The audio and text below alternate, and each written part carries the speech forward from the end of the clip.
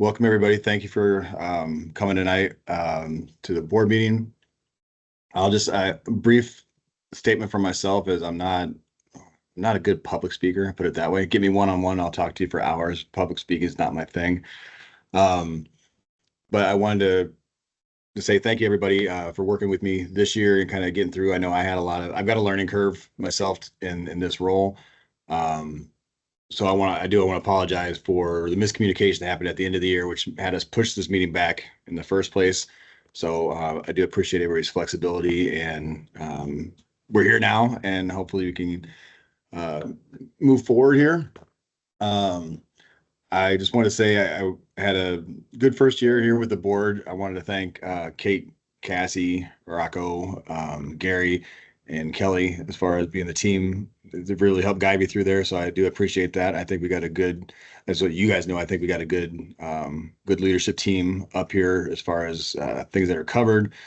Um, I thought that the first tournament in Illinois overall went very well. I was very proud to be a part of that, especially being, my alma mater.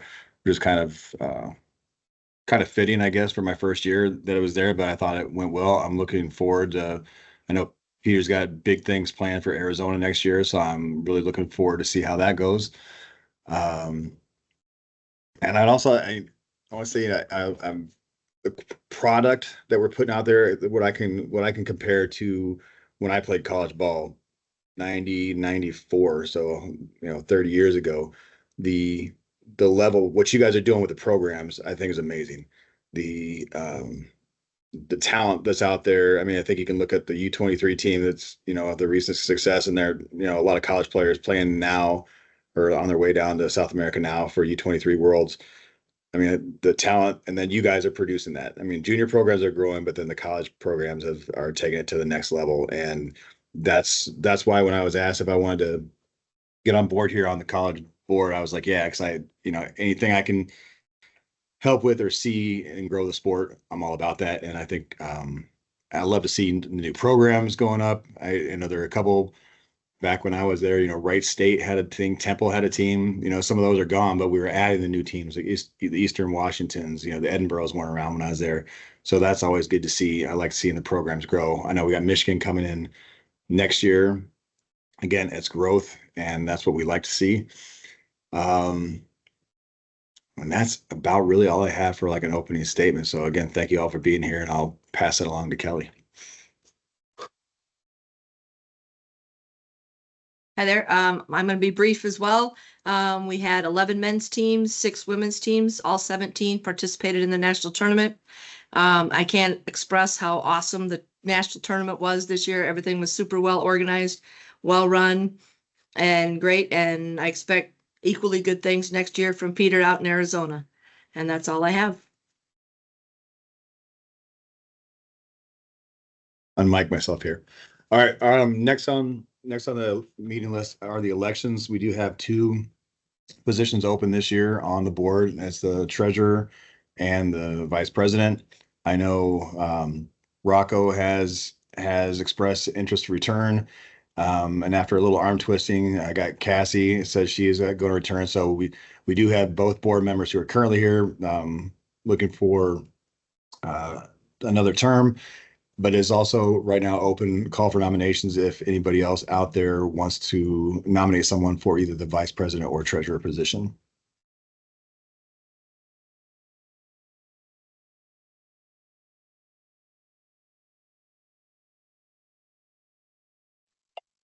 Cassie and Rocco.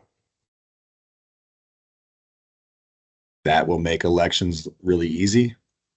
I guess I don't I don't see any chats or hand raises or anybody else. So one last call. Okay, then. So I don't know, Kate, do You we need saw an some? emoji from Will Speed. Sorry, I'm Oh, trying to sorry. monitor the chat too. Yep. Will, did you have anything, or was that a thumbs up? It was a thumbs up. Wonderful, thank you. I think, Kate, do we need anything official, or just call for the vote now, or do that at the We'll get the vote ready. Tina's gonna get the vote ready for us on SurveyMonkey, and we will put that out later in the agenda. But if we have any questions for the candidates, they can be asked now. That way they can think about it in the next few moments. So if anybody has any questions for Cassie, I have a note from Rocco, but no update from him on his board position, just that he'd be willing to do it again.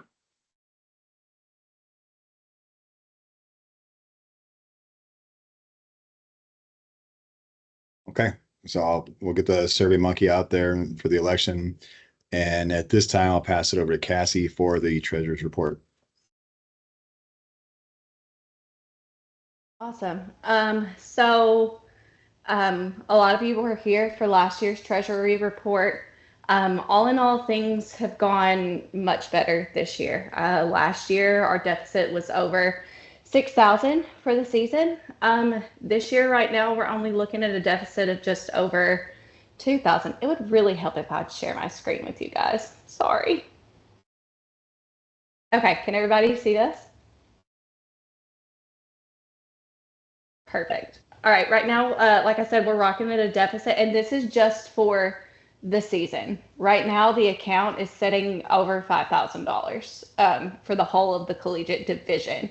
So this is just for the season. My goal is to make it to where we're either meeting even every season, or we have a little bit of an income to kind of stockpile moving forward, just in case something like, heaven forbid, COVID happens again.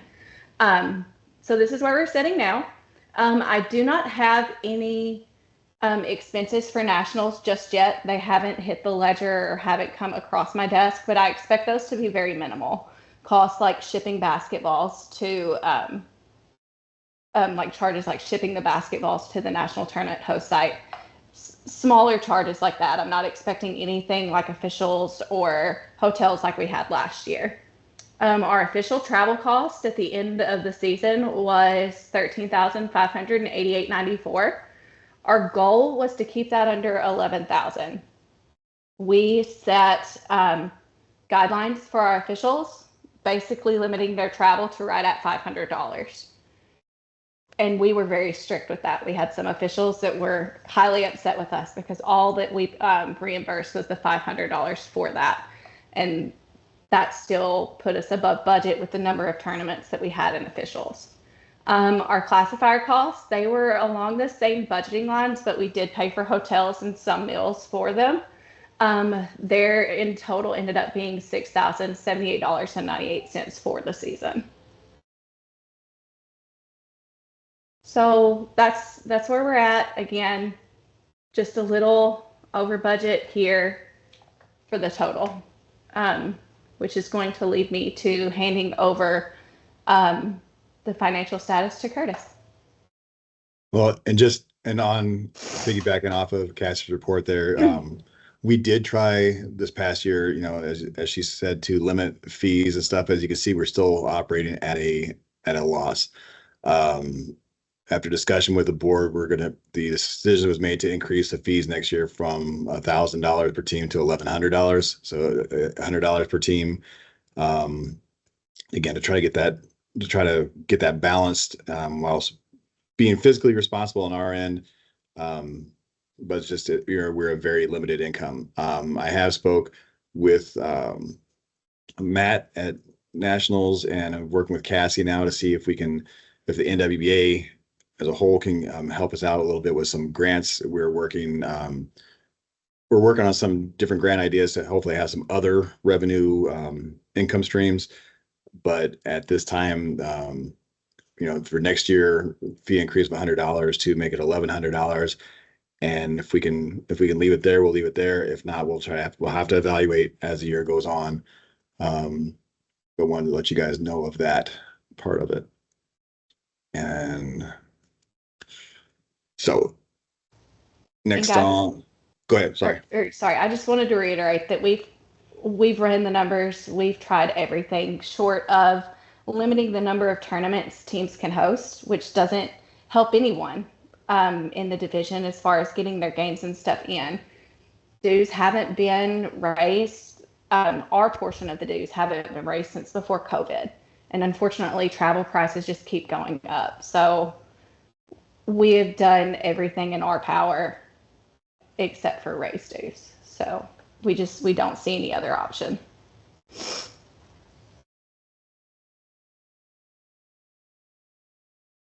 Are there any questions on that while we're here?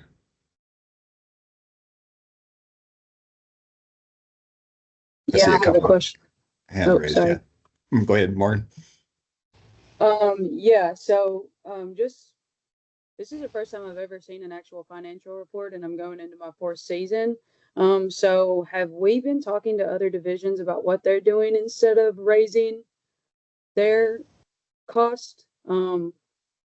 Because I've been in almost every divisional meeting so far for this season, and we're one of the only divisions that is consistently under budget or in a deficit. Like I said, this is the first time I've seen this, so I'm just trying to get up to speed.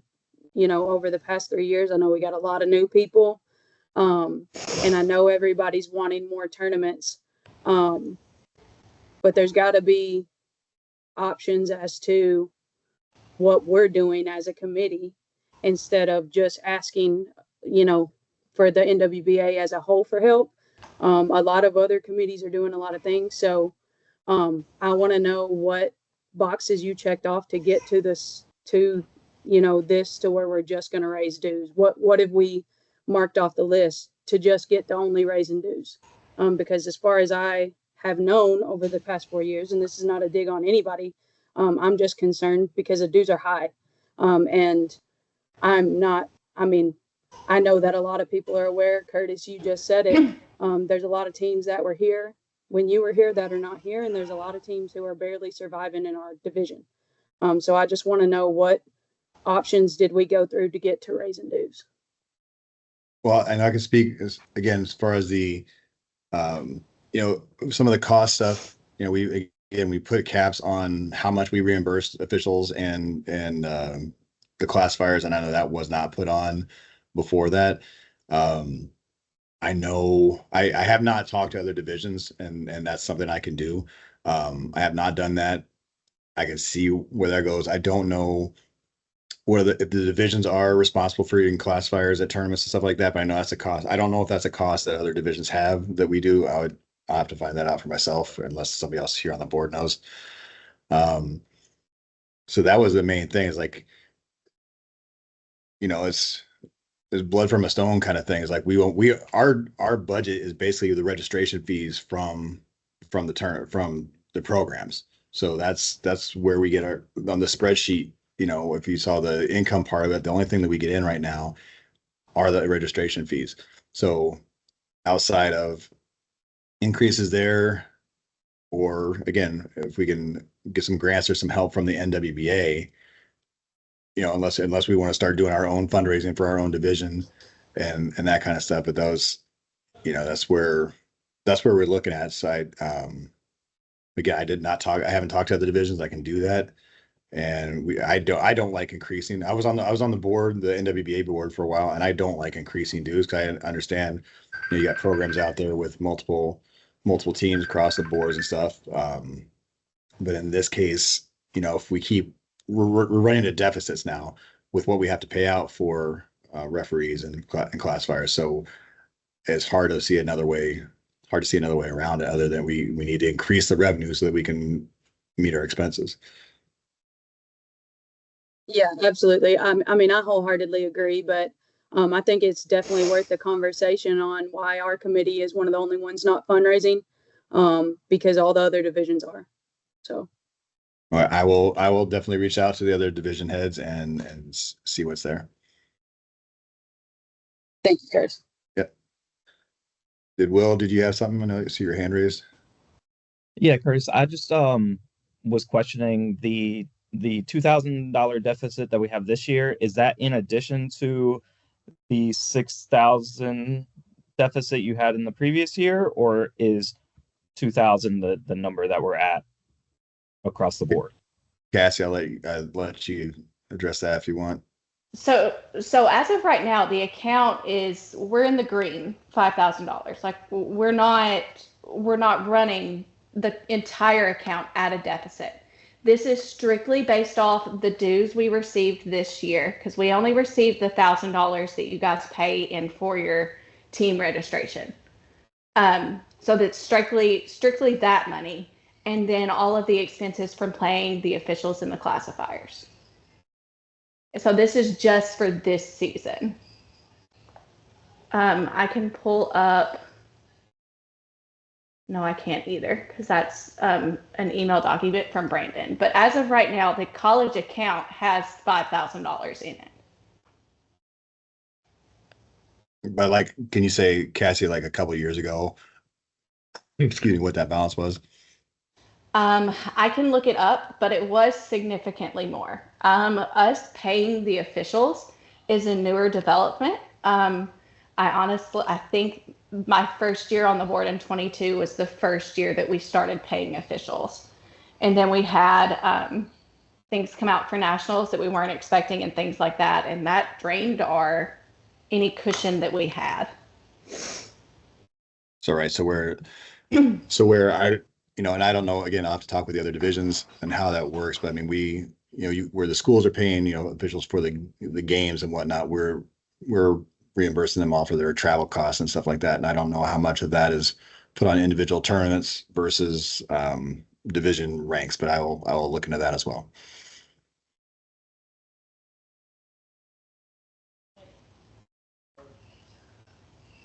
Okay. Okay. And if that's it for there, I'm sorry, go ahead, Jake. Yeah, thank you, Curtis. Just to kind of piggyback on the deficit part, I know just this being my first year as well, like I'm super new to all of it. So thank you, Cassie, for sharing the spreadsheet. I'm a numbers guy, so I love looking at all of that. It's really helpful. But, mentioning the whole aspect of how much less we spent this year as a division for nationals, I know like Illinois, we were able to take that on behalf of ourselves. But are there things that are in place that are being planned for Arizona hosting it for next year, or whoever comes after Arizona, and like so on and so forth? So that way we have something to kind of go off of as a division, and it's not just oh, well, we really hope that you guys can take that on yourself to do that. I mean, I think it's a point I'd put in here for a later discussion, but I think it applies really well as we're talking about this in terms of at least the financial support that the division has for the programs. Of course, no. So the division paying for officials, hotels, things of those natures at nationals was kind of a fluke that happened in the MOU during COVID. Historically, that hasn't been something that the division has paid for. That has been something that the college has paid for. Again, there was a little snafu with the MOU that caused the division to have to pick that up 3 or 2 extra years in a row. The MOU has been changed. It has been verified. Therefore, it's gone back to the way it was historically, where that's part of the host site's responsibilities for nationals. Thank you. Absolutely. I believe solidifying the format for nationals so that we're not playing out to 16th place will help cut that cost as well. Making sure that we're doing the two game minimum, bringing that back in, and depending on what university is hosting, I understand that the MOU was changed in that respect as well. So.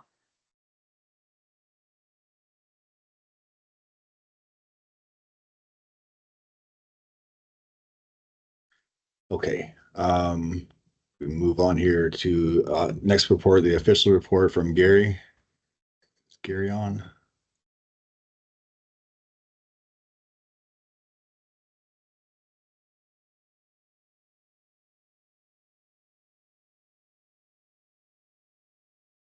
Is Gary on? He's in my chat. Is he in the waiting room? Where is he? Gary. I don't see him listed. Hang on. He's messaging us. Yeah, Kay, do you want to give Rocco's VP report and we'll circle Yeah, back can to you reach Gary. out to, Yep. do you mind reaching out to Gary? Thank Yep. you. That.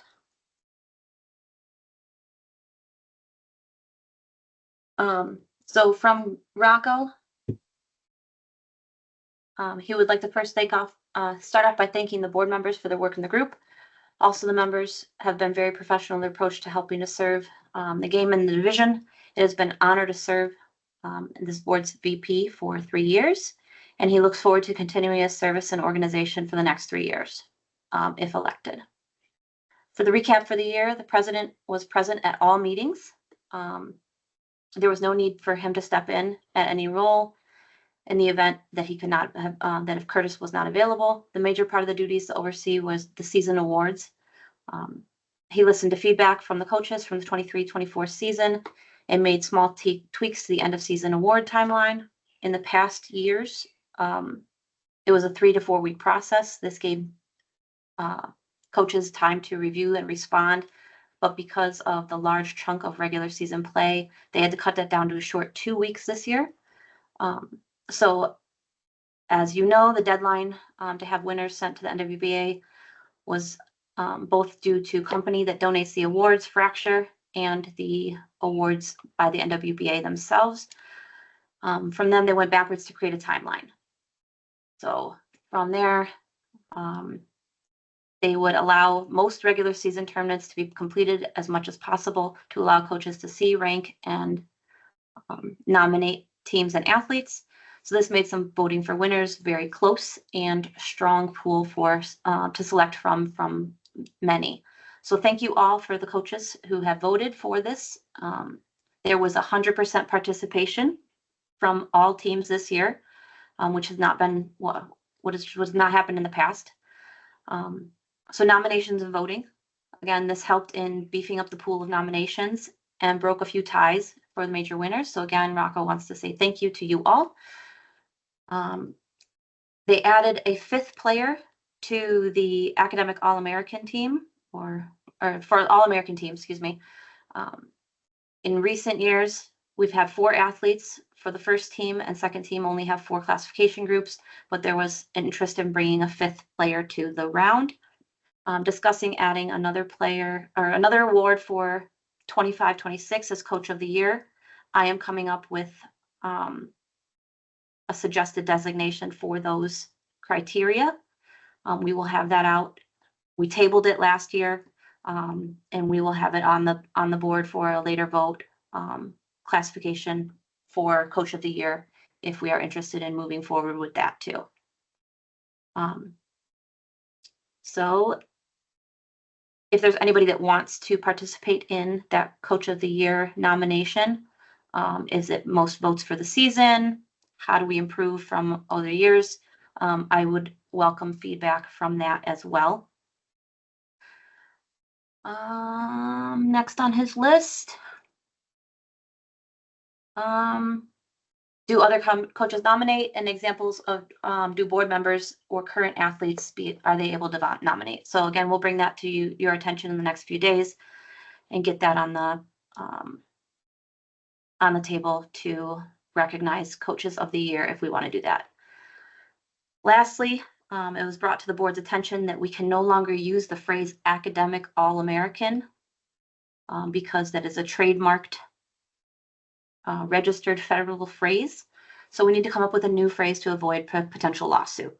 So we were contacted by the academic All-American people and pretty much given a cease and desist. Scholar athletes, honorable mention, academic honors, honorable mention. There's plenty of ideas out there that we can do. Student athlete team, scholar athlete, but academic All-American is no longer allowed to be used. And that is Rocco's report. Any questions, comments? There.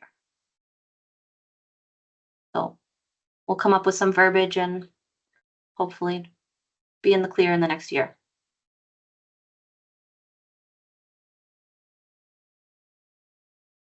Okay, I'm not sure what's going on right now with Gary, so we'll circle back to him when he gets in.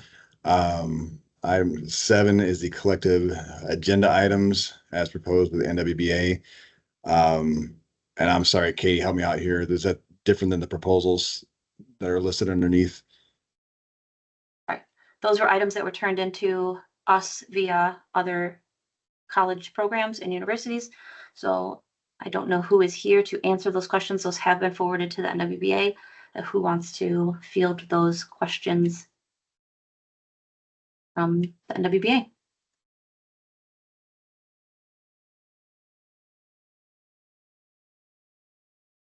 I can pull those questions up if we need a refresher. Anybody from?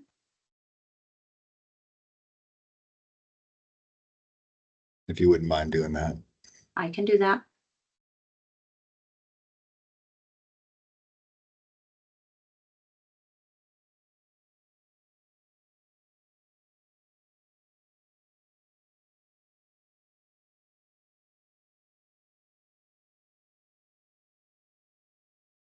So collective items that were brought forward.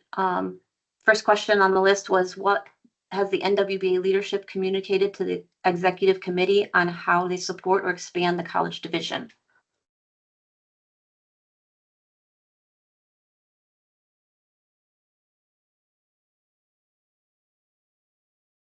Brandon, I don't want to pass the buck, but do you want to take these?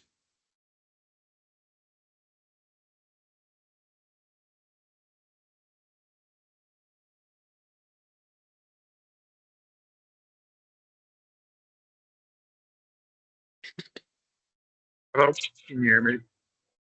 We Yep. gotcha. Okay, perfect. Yeah, I'll take you.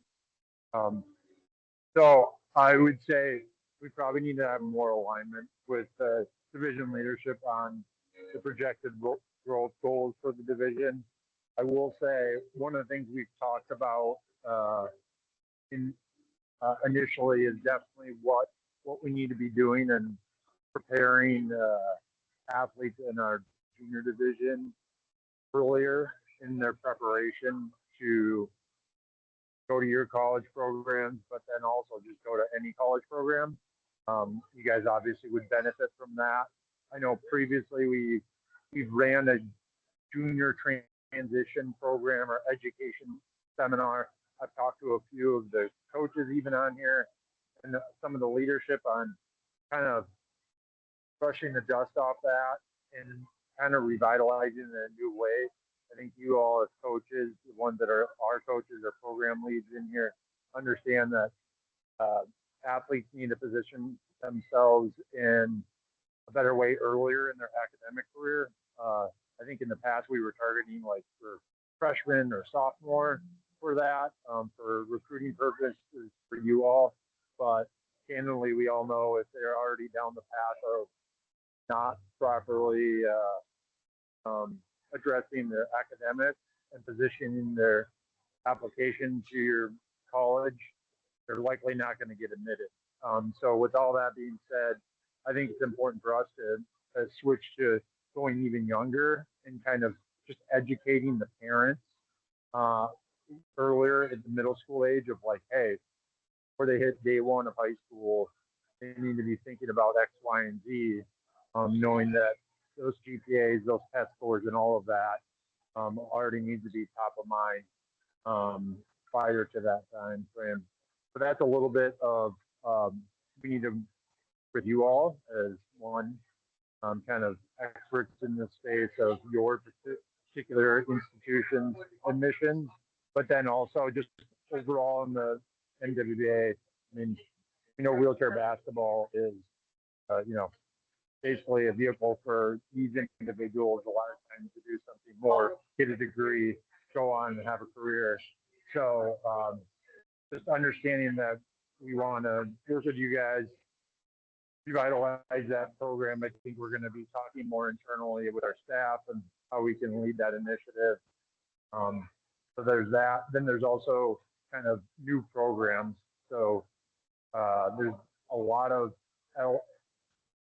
times there's a lot of different statuses of what a new program, I'm using air quotes now, that we all know that some schools have been a new program or a prospective program for many years. I mean, I think we all can name a few schools where they said they're going to start a program and they're still doing pickups on Thursday nights for the last 10 years, which is awesome.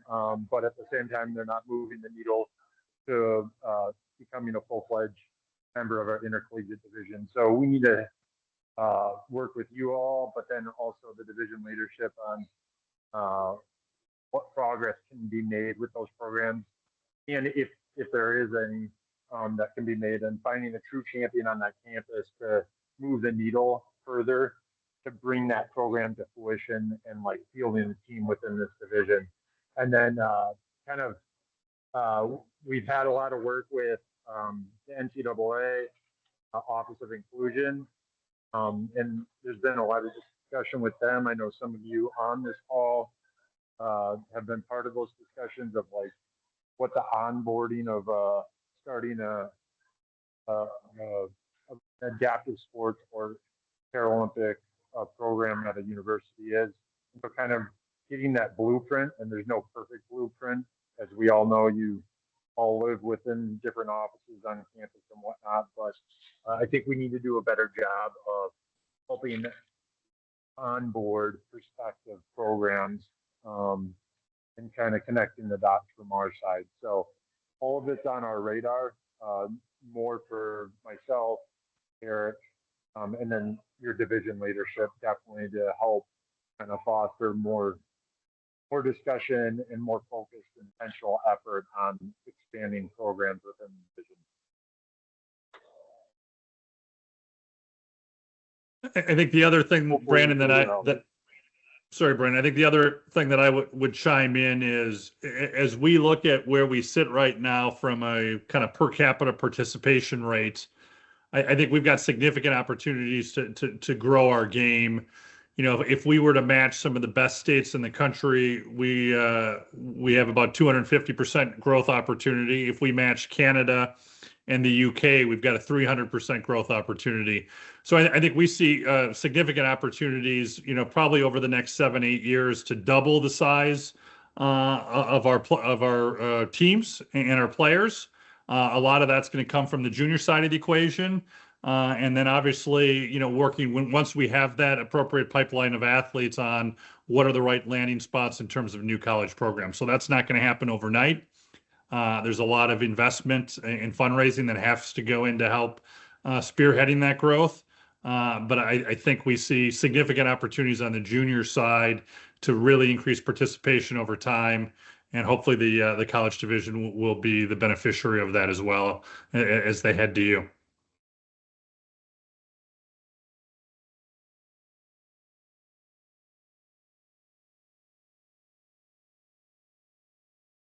Thank you. Any questions on that? Clarification needed? Next question. What has the NWBA leadership communicated to the Collegiate Executive Committee in how the organization is fulfilling its responsibilities as an NGB?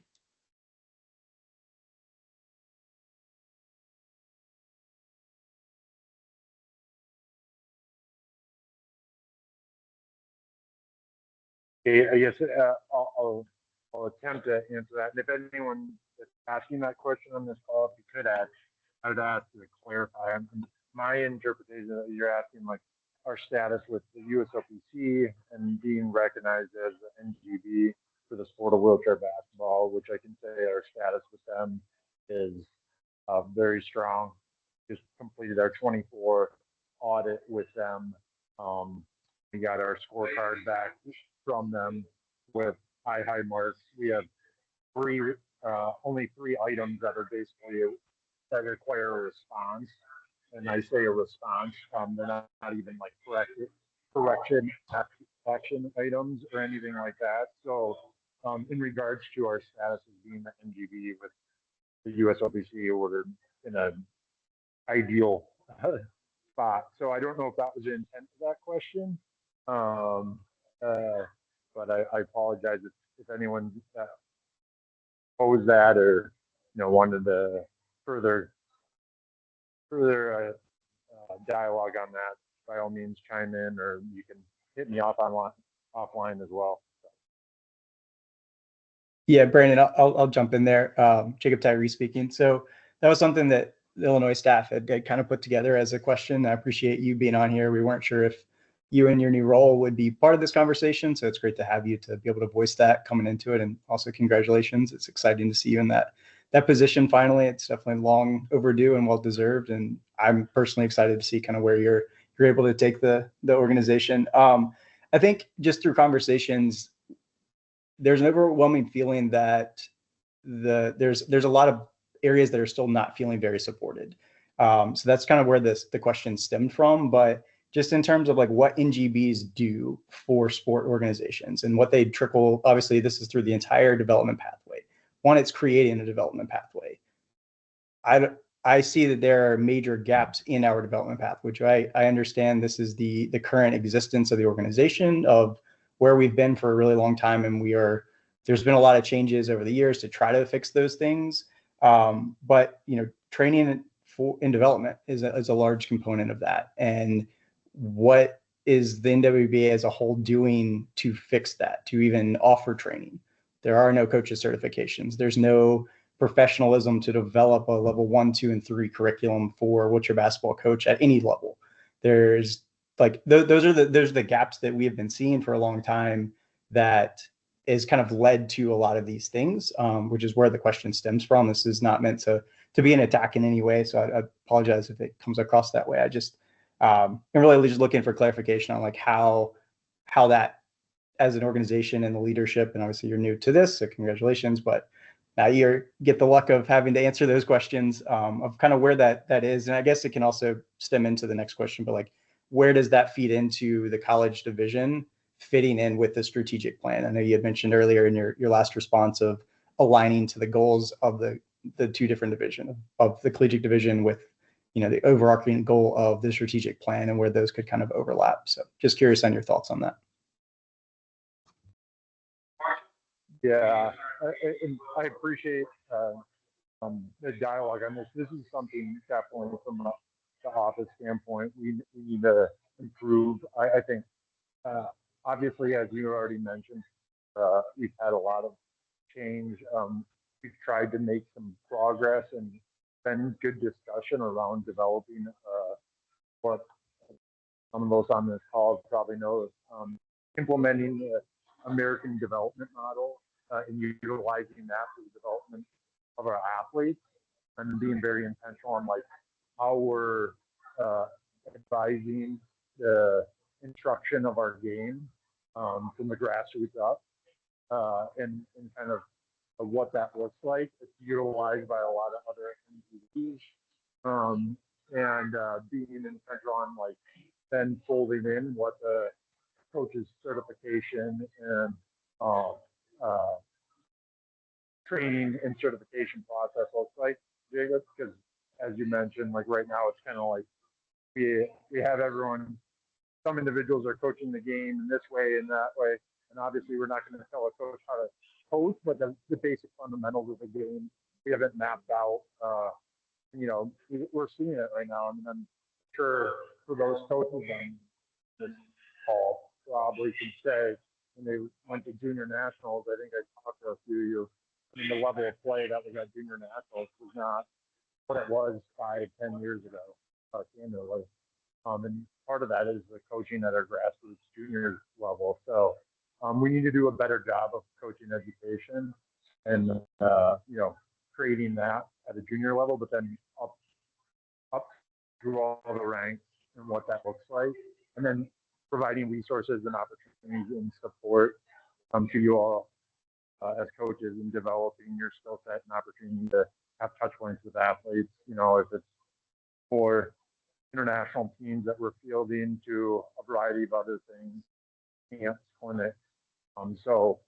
Where that in-person touch point with athletes and other coaches, we're helping cultivate that exchange of information between you coaches. So a number of things there. I know we have a lot of work to do, and that's one of the many areas where I think some more consistency within our leadership we can make the progress that we know that we've been trying to attempt to make. I think it's going to come with a little time. So, yeah.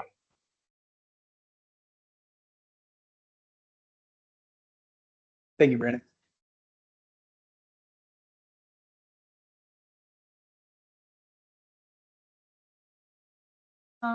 These next few questions are related to nationals, junior nationals, as well as collegiate nationals. So new basketballs for the college nationals are provided to the host by the NWBA, or is money for them within the hosting book agreement? Is there anything in our agreement there that we get brand new balls for nationals or specifically game balls?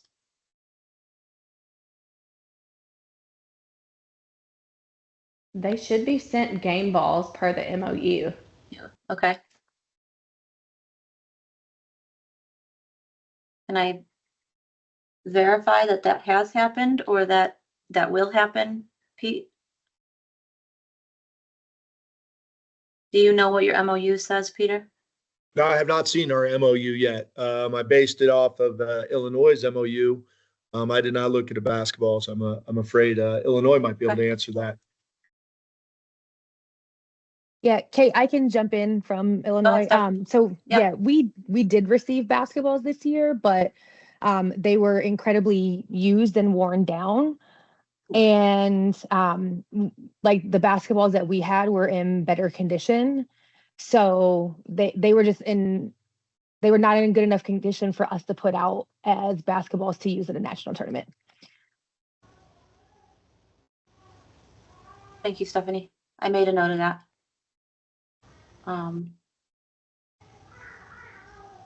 We can turn to the NWBA and ask if we can get better quality balls for the national tournament.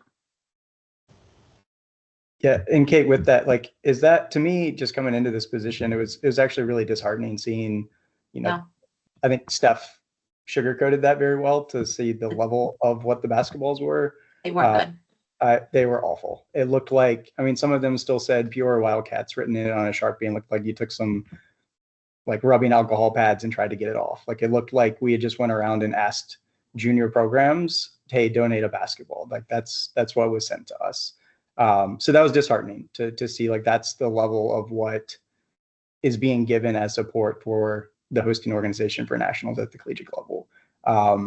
But also, like, knowing that Molten is a major contract with as a partner, is that not something that they would love to be able to have new basketballs for every single game at college nationals, which is the apex of what we host here beyond underneath the Paralympics? Like, that, to me, that should be a simple thing for one of the longest and biggest partnerships within the WBA. And that's just an idea to pass back to you guys. But that was, Steph sugarcoated it really well. So thanks, Steph. But I don't want to beat around the bush and say, it was okay. Like, I could have gone to Dick's Sporting Goods and asked them for something and found better basketballs. It might have been less, but at least it would have been something.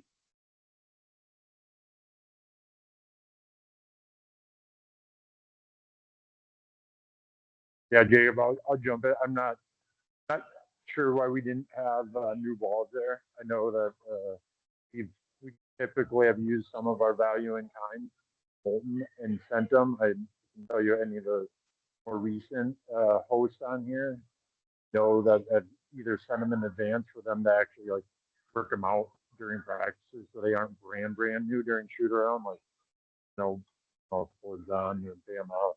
Like, I know multiple times I've had Molten send them before nationals, so then they're not getting brand new balls at shoot around. So that's a miss on our end. We'll own that for sure. But I can tell you that those are small things that definitely can jot notes down, and we can improve on our end moving forward. So.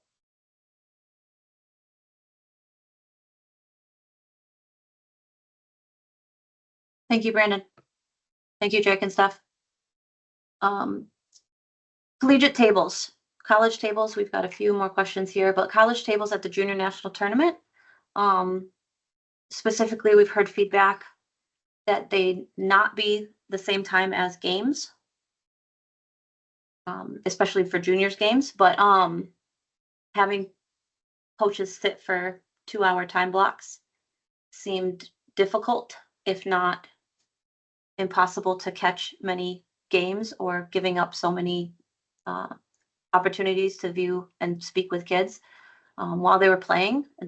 Very few people are coming to the table.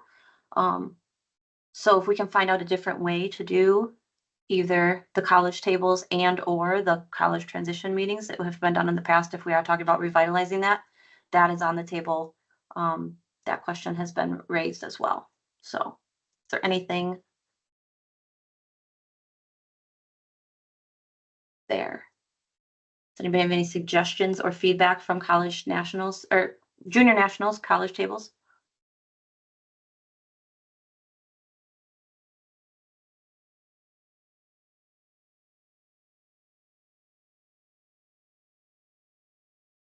Morgan? Yeah, I just wanted to mention not only the times, but the collegiate divisional table is sitting in the middle of every other table that's publicized as a table. And this is a table that just has a bunch of pamphlets thrown on it. There's no like announcement of where the table is or anything like that that shows where it is. So to be quite honest with you, I don't think I've met a single athlete at that table since I've been here for 3 years. Because they don't care if I'm at the table. They want me to see their game over that. So that's, I mean, it's going to be hard either way. There's games going on every second of every national tournament, but I think that signing up for times, I don't know that that's the best route to go, to be honest with you.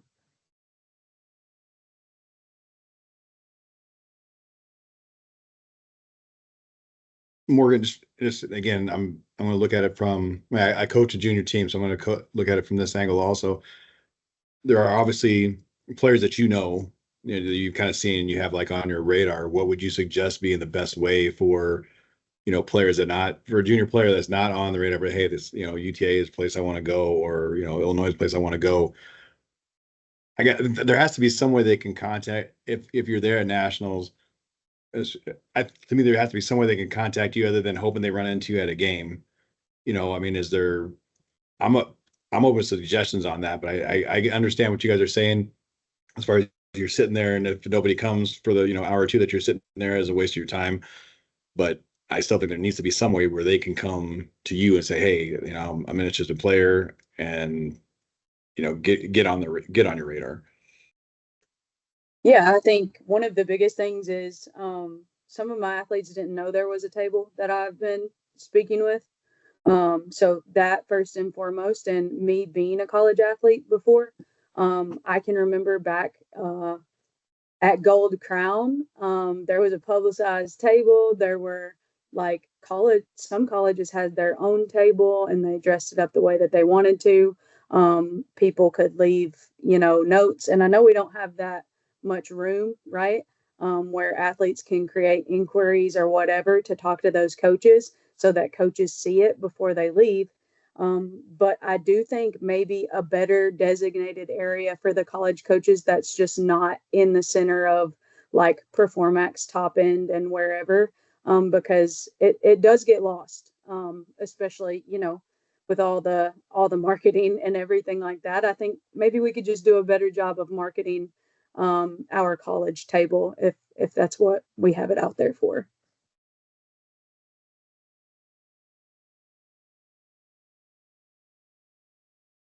I think too, like if you have games that are going on at like 8, 10, 12, et cetera, then starting those times at like 9 a.m.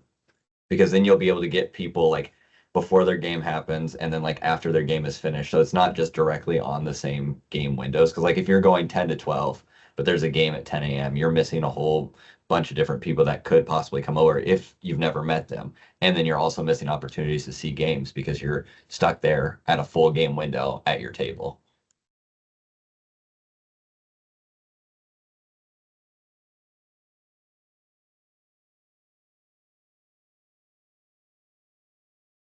So I guess that'd be more, to the NWBA, the junior division, Matt or Brandon. I mean, I'm not sure exactly where what's been decided for nationals next year, but yeah, if there would be like an area where we could separate out, or what could be done more to kind of highlight the college teams being there. Yeah, Curtis, I'll just jump. I mean, space is a premium in the venue. I think my suggestion for you guys would be is maybe as a division investing in, tablecloth, other marketing things to let your booth space stand out. And we can help promote it on social media and whatnot. But, obviously we have first and foremost, the competition is priority one. Athletes experience. So just knowing that space is always a premium there. It's not like we can pick the table at the entryway next to ticket sales. But you guys, I think, can market it and think of some creative ways to, highlight the booth and whatnot. I will tell you a positive feedback I heard from multiple parents over the last recent years of us doing this is like, the coaches that did make yourselves available, I want to applaud you. There's a number of parents that reach out to us at the office that want to talk to schools. And I will tell you, at times they're told, hey, our class is full or whatever. But just having those parents, allowing them to have the conversation, or having their athlete to understand the expectations to get into your school earlier, will maybe set the expectations for them. Like, hey, I might not be able to get into the school, or hey, they have a full class, not leaving that open-ended. So I definitely want to say thank you to those schools that have signed up for booth space at Junior Nationals the last 2 years that we've done that. It has been positive, even though, Morgan, it sounds like maybe the traffic during your time slot wasn't as much. Maybe we can think about, like I said, some of those marketing tactics that enhance the traffic through there. Hey, Brandon, would it be possible for us, a week in advance of junior nationals to send out a targeted email to kind of upper, families of upper class persons, juniors and seniors, just letting them know, here's where the table will be, here's the schedule by team, just as another way to create awareness for what's happening there? Yeah, I would say most of these colleges would probably correct you, Matt. They would say they'd probably want to look at sophomores or uncommitted. The seniors are already likely they're signed, or you all are looking to announce that at Junior Nationals. But yep, I get for sure. We can definitely help from our side, college division. If you guys have communications or anything you want to suggest to us to help magnify the message of like, hey, we'll be at nationals, we'll be available to talk. You don't have to chase us down in the bleachers watching the game to talk about our program. It looks like there's a question from Ford. Yeah, so we've got those like contact cards, right? That are on the website that have everybody's email and numbers, phone number, whatever. Could put those up on the table and say, hey, if your coach is in here that you want to talk to, send them an email. Because while we're at Junior Nationals, we're all checking emails. We're all checking our cell phones for text messages. Like, if you want to reach out, just reach out and we'll set a time to meet with you, or, yada, yada, yada. I agree with Morgan. Sitting there has been very like crickets. So Ford, from your perspective, would you prefer to have a way for people to contact you but not have a designated time at a table? Would that be your preference? Yeah, for sure. Like, if they want to contact me and want me to come over and watch them at a game, hey, shoot me an email with your game time, and then we can talk after and tell me what number you are so I can be looking for you. And, just because we already have those contact cards that we put out every year, right? That are on our website. It says, hey, you want to contact this school, here's who's in charge of that school's program, men's or women's, and then just shoot us an email or shoot us a text message.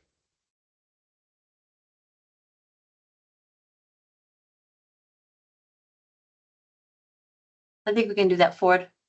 At minimum, a QR code that we'll send exactly to check which college programs you're interested in, put in your personal information, jersey number, team, programs you might be interested in academically, and have those go out directly to those specific coaches. Yeah, like what time are your games? You Yeah. know, I think that would help. And then we also have all the like there's stickers and Mhm. flyers and all that stuff all at the table already. So like I don't know. I kind of felt like I was lost in the mix while we were over there. We were trying to watch games all the way across the gym while we were sitting at that table. Right. Okay.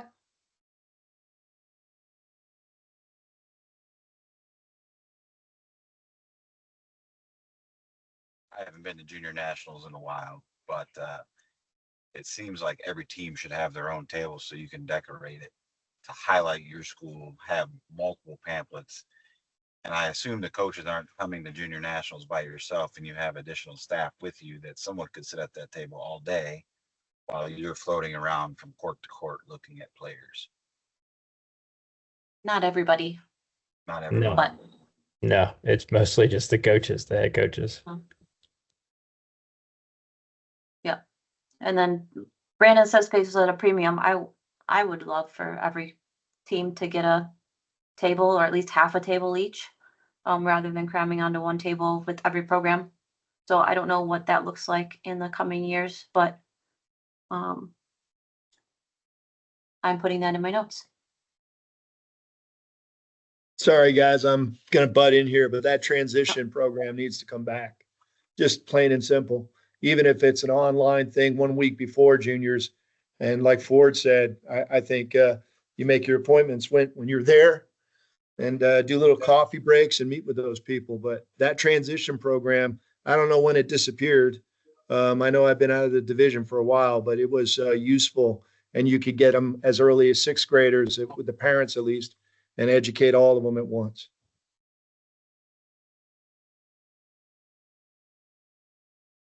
Peter, do you have a perspective, assuming we were going to do that virtually and not in person, when do you think the best time to do that would be?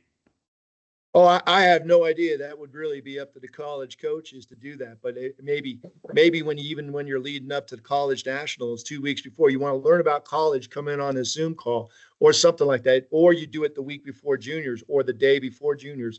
I don't know exactly because I don't like Zoom that much. No, I'm an old timer, right? But at the same time, you got to educate those younger kids and their parents. You got to make sure that they're academically eligible for college and they're ready for that transition, right? And at the same time, your coaches. I don't want my coaches sitting at a table for 2 hours. So I want them going out there and looking at their talent and signing their talent. So I'm kind of like that. I mean, I get it. Having a table is a good thing, but if I don't have my own table, man, I'm not really interested in that. And I get it, Brandon. There's not enough room for all that. So I would promote, maybe even multiple Zoom meetings on college transition. I know it's hard to do that. But I just think the more education you give these kids and these parents, the parents are doing everything for these kids these days. That's another issue. But I just think the more you give it to them, the better they'll be prepared for the college game. Peter, I think the opportunity for us, assuming we're going to have to do it via Zoom or online, just given it's hard to find a time at junior nationals, Saturday night's banquet, Friday nights you've got games going later. It's would be to do it whatever the appropriate time is. Then we record it, put it up on the website, so anyone could go and access it whenever they wanted to. Makes sense to me. I just can't believe I'm just shocked that it went away. Personally, I didn't realize it had gone away.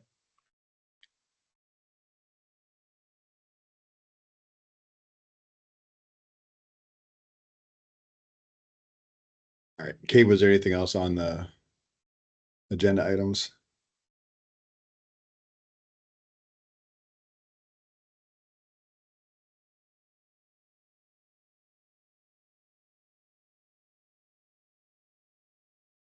Kate, you're muted. Sorry. Yes, there are two more questions about fees. So specifically a breakdown, a request of where fees go. So Cassie, that might be to you. What of our dues and membership fees get covered where? And then how is revenue, so net funding after expenses are paid, being reallocated? I didn't hear that we had any net revenue this year. But if that's even net revenue from the NWBA, how is that being allocated and discussed about benefiting the future of our programs? Yeah, sure. Again, we receive the $1,000 that you pay for your team registration.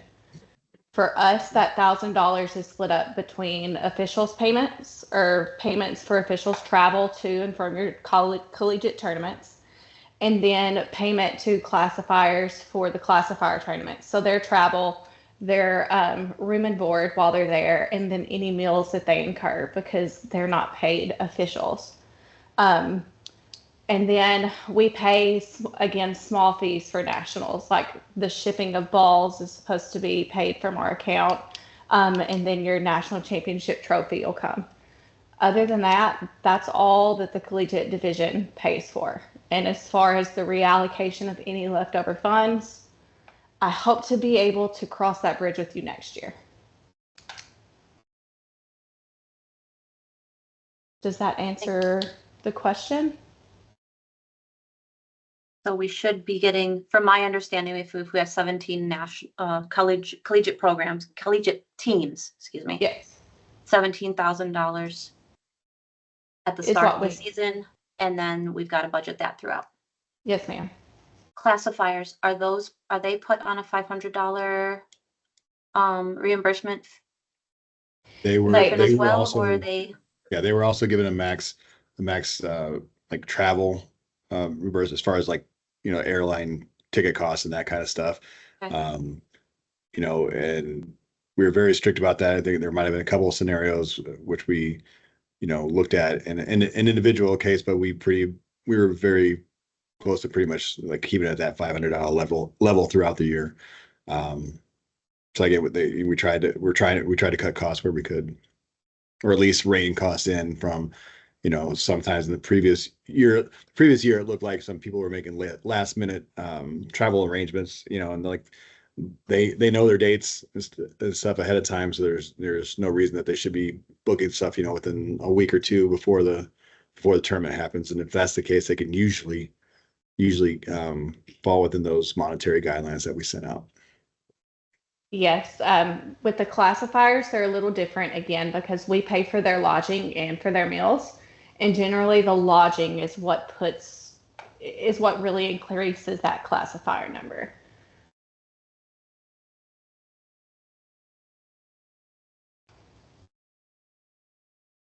Thank you. Of course. And then revenue, so net funding after all expenses, how is that being reallocated? How is that being used to benefit the collegiate division? If there is any currently, which doesn't seem like there is, but how would that discussion go when we are in the plus? My goal for the account is to get I would love to have a $10,000 buffer in the account. Again, we never know when things are going to happen, things like COVID, things when we have no choice but to go over our yearly thing. Once we get that, I don't know what that conversation would look like. That's a very good question. That's something that I would love to discuss with the NWBA board as well as other divisions on how they handle that situation. Currently, our funding, is that sitting in a high yield savings account, or is it sitting just in a regular savings or CDs or anything? How does that sit? NWBA?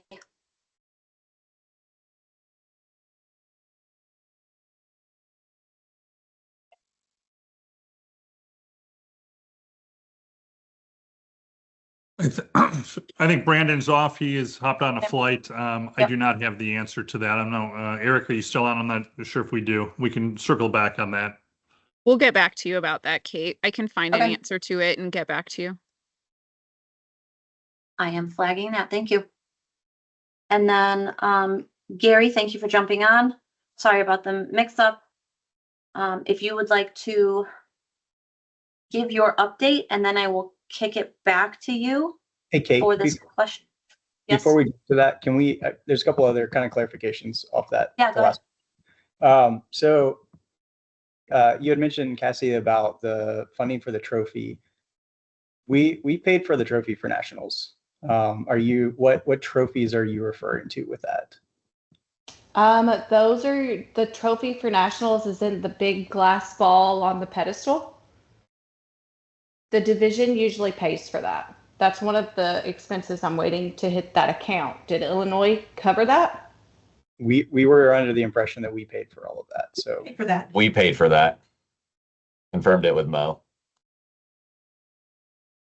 Okay, let me talk to Brandon because that would be the first year that the division has not covered that. And I don't know why that would have been changed in the MOU. Okay. So let me confirm with Brandon. If that is something y'all should not have covered, then we will make that right. Okay, thank you. Absolutely. And just for my notes, Illinois, all trophies or just the championship trophies? First and second place, medals, individual. What did you purchase? Or you can reach out to Cassie. Yeah, I can double check with Mo on that. I Okay. know we paid for I've got trophy. her right here. Okay. We covered all trophies except for the fracture stuff. Okay. That was the only thing we did not cover. Okay, thank y'all for letting me know that, and I will get answers. So thanks, guys. Okay. Any other Okay. questions, comments on that piece? Thank you. All right, Gary, let's turn it over to you. I will let you give your report. Oh, hang on. There's something in the chat. One moment. Okay. Are we allowed to ask alumni to donate directly to College Division? Sorry, that's me. Yep, I go ahead, just was, I was just adding notes, like, if we can ask the collegiate, for me, my best experience with NWBA was going through the college division for Sure. 2 years. Obviously I'm going to want to support University of Arizona first. But if you had asked me as a college division, you sent a little letter out, you went to the college division, will you support the whole college division for $10 or $25? I'd write that check tomorrow, right? Mhm. If you had 1,000 people that went through the college division, give you $10, there's your $10,000 right there, So but I don't know if that's allowed by the NWBA. I'm also looking at the NWBA website and there's a donate site there, but it's not a donate to the collegiate division site. It's directly to the NWBA. So those are kind of things that I would explore. Sorry, guys, I don't mean to be taken over. No, it's an open meeting, Pete. Question But is yeah, whether- That's that a was good part of the question, question. Pete. I don't know how that, Matt, you may be able to talk to Brandon about the 5013 and see how donations, if they can be directed.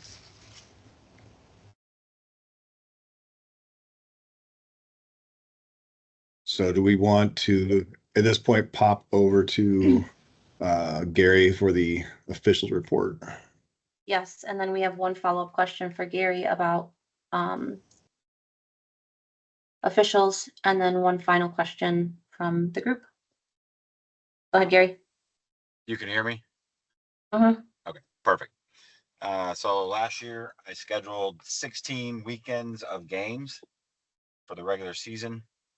I also assisted Mike Woodard in the college nationals and selection of officials or giving recommendations and helping him with assignments there. Throughout the year, I used 30 officials for all of the games for the college division. I'll just give you a breakdown. So Mike has regional officials in 5 different regions. In the central region, he has 33 officials registered. In the east, he has 32. In the north, which is Wisconsin, Minnesota, Iowa, Illinois, there's 26. In the south, there's 30. In the west, there are 33, which gives us a total of 154 total officials across the country. So I use 30%, 20% of those officials for college division. Give you a breakdown of experience of those 154 officials. 54 of those 154 have less than 2 years of experience. 25 have between 3 and 5 years. 32 have 6 to 10 years. 11 to 15 years. There's 21 in the 11 years to 15 years. And then 23 have over 15 years. Out of the 30 that I use, 27 of them have over 15 years of experience. When you look at the age breakdown, 18 to 20-year-olds, we have 1. 30 to 21 to 30-year-olds, we have 11. 31 to 40-year-olds, we have 19. 41 to 50 years old, we have 33. 51 to 60 years old, we have 37. 61 to 70, which is crazy, we have that amount, but there's 43 officials in that age bracket that are still helping the game. And then 71 to 80-year-olds, we have 10. So when we look at the age breakdown, we don't have a lot of younger officials on the 40 and younger side,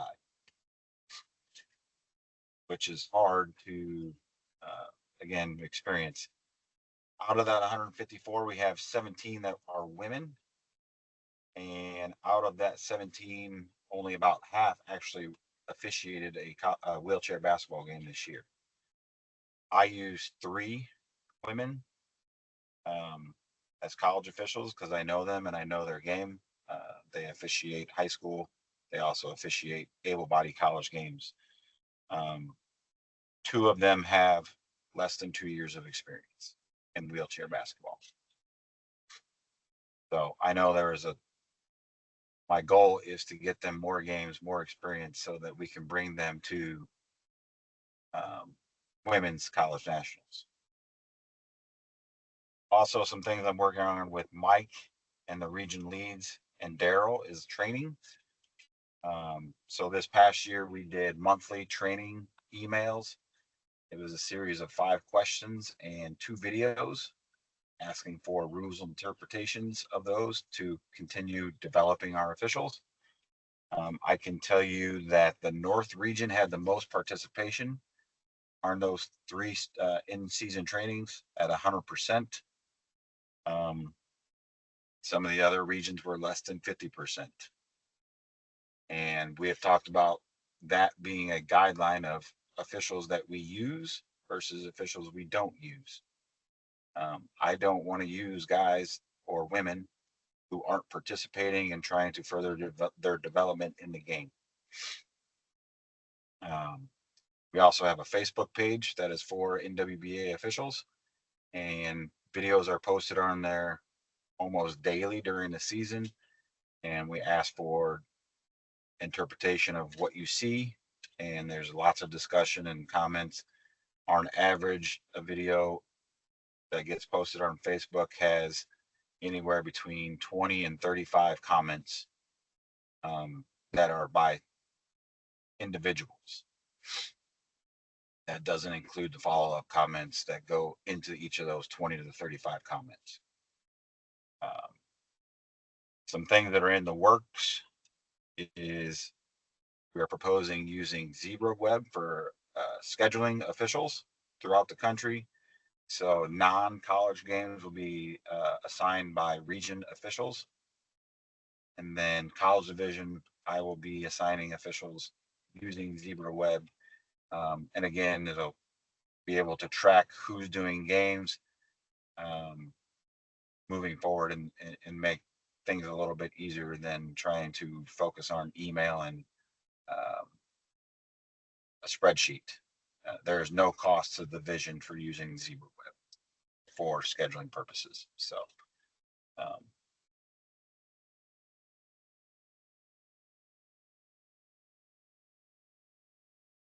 any comments or questions regarding that?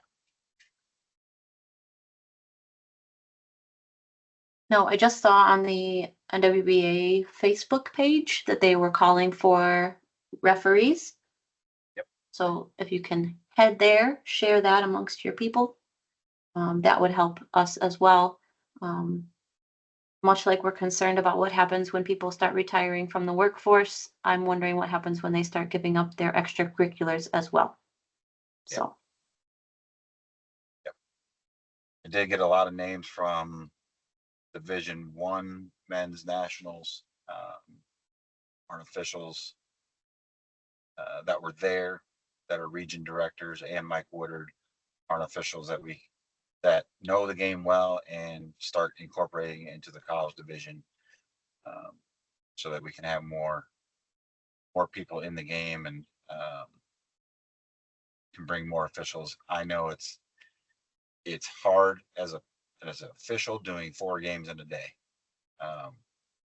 So it hurts the game when you have tired eyes trying to watch a very fast-paced game. So trying to get more bodies with experience to lessen that load on officials when they come to do games on weekends.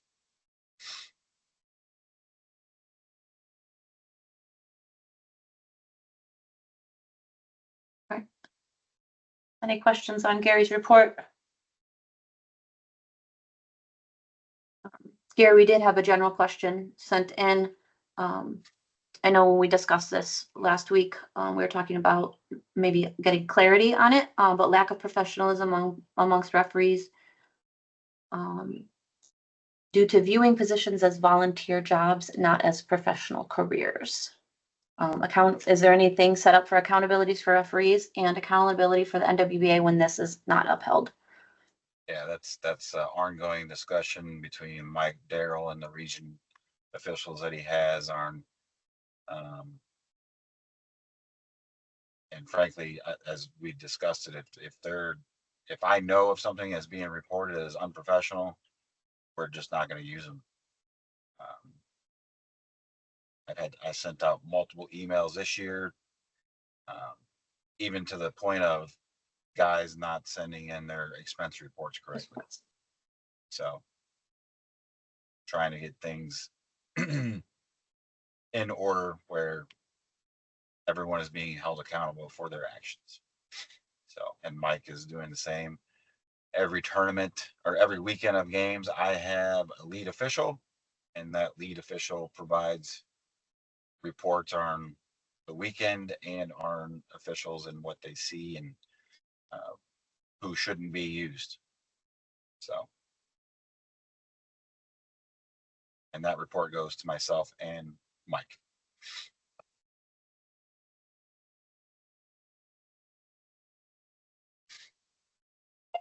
Gary, is there any way we can do a rating for officials that would help y'all in determining which officials should go to nationals?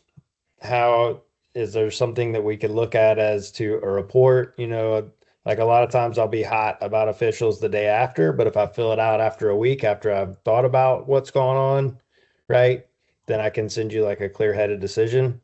Is there a way we can do that to where, you know, this official is doing this or that, or we're feeling like this is, you know, being talked down to or treated like we're a volunteer coach as opposed to this is our job, right? Is there a way we can give you feedback on the officials that would be easy for you to read instead of going through 800 emails about this official or that official? That's a good suggestion. I know Mike and you had sent an email to Mike and I, and we've been discussing that. And I think if we can develop a Google form that goes to the coaches every weekend that are at that, you know, event that weekend, and you could fill it out. If I can get participation from everyone to give me a report, that would be phenomenal to help us. Because I don't, as you know, I usually don't hear anything unless it's really bad. So I can tell you I didn't get any emails except for maybe 2. And the emails this year really were around the consistency of the rule clarifications, mainly 3 seconds this year. So more to come on that, Ford. Thank you. Appreciate it. Absolutely.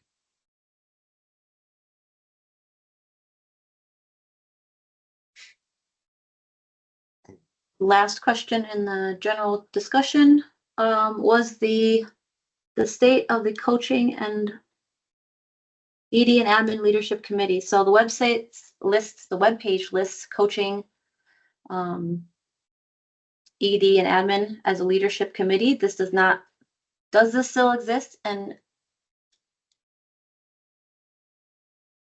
it's not listed on other pages. Sorry. So NWBA on the website. Hey, can you tell me I don't think I'm following the question though. Yeah, sorry. They're asking about are they asking about the team reps? I think it's more for, and whoever, if you submitted that question, if you can pop on, but that was more for like, I think coaching, or educational kind of thing, and yeah, getting more experience for coaches. Is that right, Kate? That kind of what's on there. It's more for. I'm looking right now and I'm not exactly sure. Kate, I'll jump in just for clarity. Go ahead. So Yes. on the webpage, there's a graphic that mentions all the different committees of the NWBA. One of them is a coaching education / administration leadership committee. Then when you click on the link to go to that is not, it just takes you back to the same page.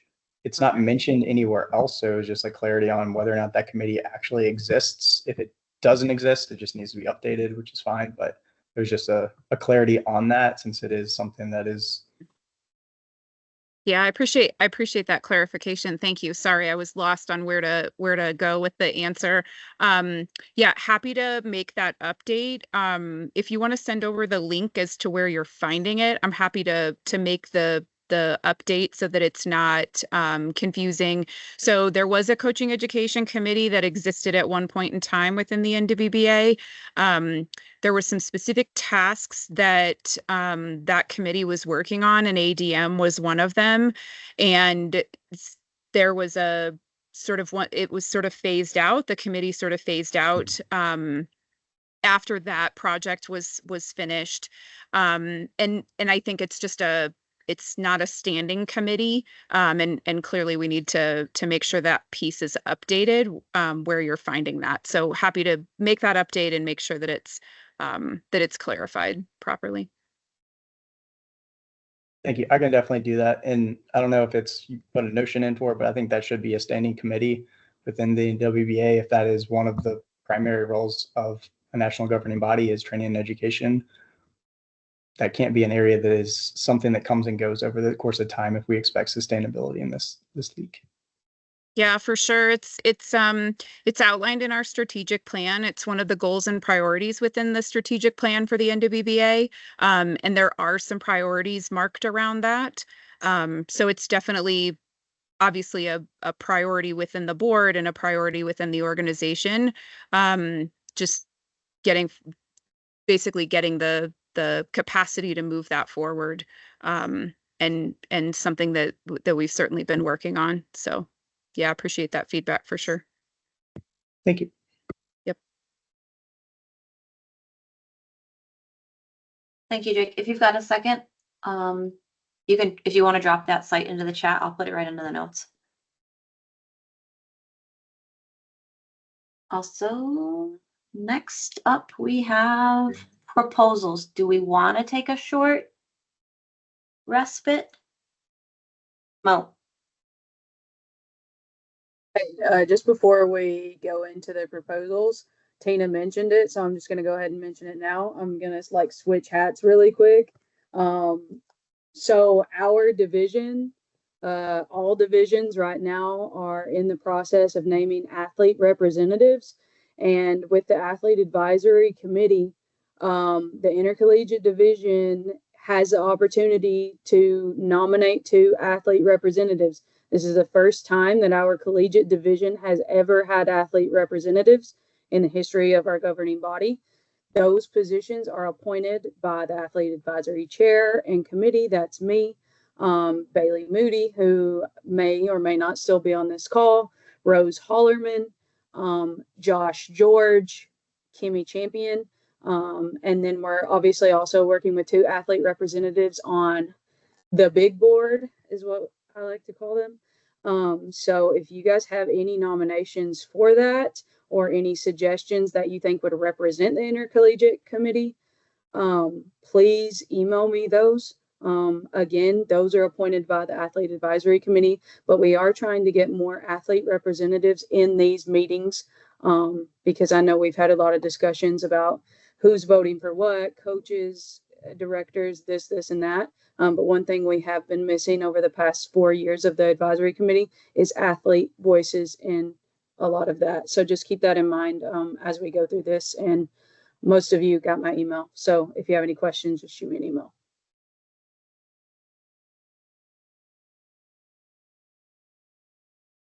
Thank you, Morgan. Say, do we want to take a 5 minutes or do you just want to Take a push through? 5-minute break. No, let's just get it done. Okay, we're cruising. Everybody's got strong bladders. I love it. Oh wait, going to proposals. I will share my screen. Let me get the right one open. Make this.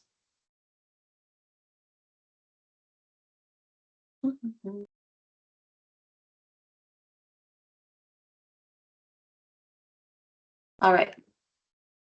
Can we see my screen? Yes. Wonderful. All right. Going down. Proposal number 1. Do we want to read them? Do we want to go through them? You have them in front of you. How do we want to do this? I know we have to do the Roberts rules, call the motion and all that jazz. Second it. But is there any discussion on proposal 1 to change the deadlines for meeting notice and adding clarification on what would happen? So there should be an annual meeting, the intercollegiate division each year. The president shall determine the date and location of the meeting, communicate with the NWBA national office, executive committee, and member institution no later than 60 days prior to the meeting date. So I would like to address the one thing on some of the rules. The board, the college division board doesn't have a whole lot of say in the rule changes. And those were as far as the gameplay on the rule changes. So I'm not sure how that part would affect the division board as far as rule changes on there. Well, this one.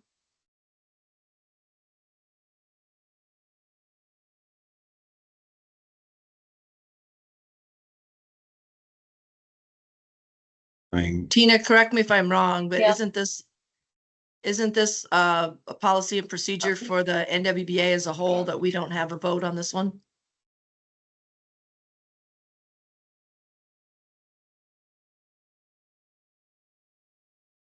you're muted, Tina. That's a good question. I can't tell. Let me pull up the full proposal.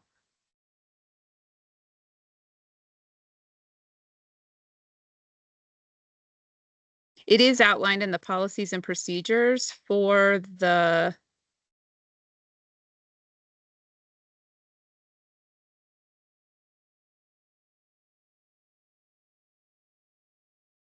No, this is for the annual meeting, right? Which is outlined in your guidelines.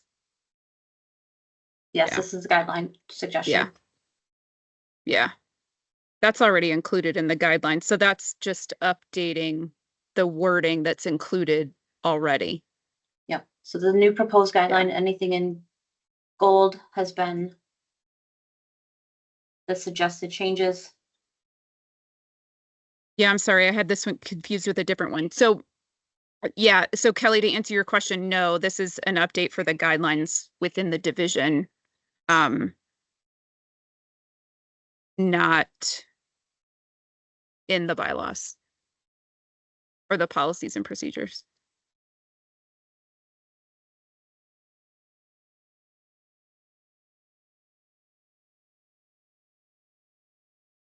Okay, so the rationale for the change, the deadlines for the bylaws. Those bylaws or guidelines? to be updated post meetings and approval by member institutions with the correct bylaws in a timely manner. The committee is to be a resource for member institutions. When they were put in positions by the voting members, they should be honest assessment. There should be an honest assessment piece. The new rule and changes give gives coaches more time to discuss with their staff and coaching. So that 60-day notice will give more time for member institutions to have discussion. So rather than a 30-day, you want a 60-day. Is that correct? See if anybody from Illinois is on that wants to jump in and.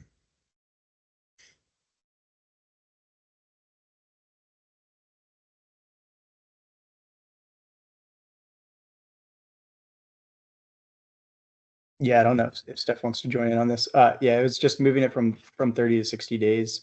And then the rule section. So the other part was just kind of like adding additional language that kind of gives you accountability when those things are not met, and like what happens after that situation. And then for the B subsection, for the rule changes is just getting something official from the league when those changes take place. So even if they're not part of deciding what changes happen, the division as a whole should still be sending all the member institutions a report of what that is. So it is in writing from the division as a whole. So when there's any discrepancies, once you get to a tournament and there's an official that says something counter to what has been communicated to you as a coach, in this example, you have something to go back to that is directly from that leadership.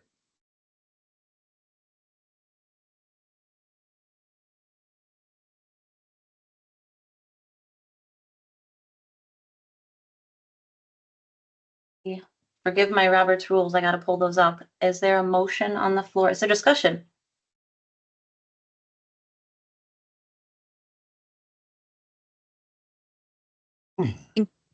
Kate, the voting for all the proposals is in the SurveyMonkey link. Okay. So you can Oh. take the actual votes in You the can go the right there through SurveyMonkey the. link. Yep. Okay. Hang on. Let me open. I got 1,000 windows open right now. Excuse me. That's not it. The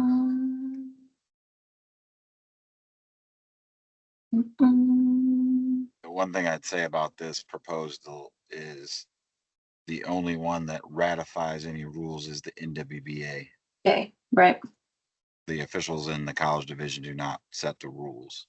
So that would need to be scratched off of that guideline.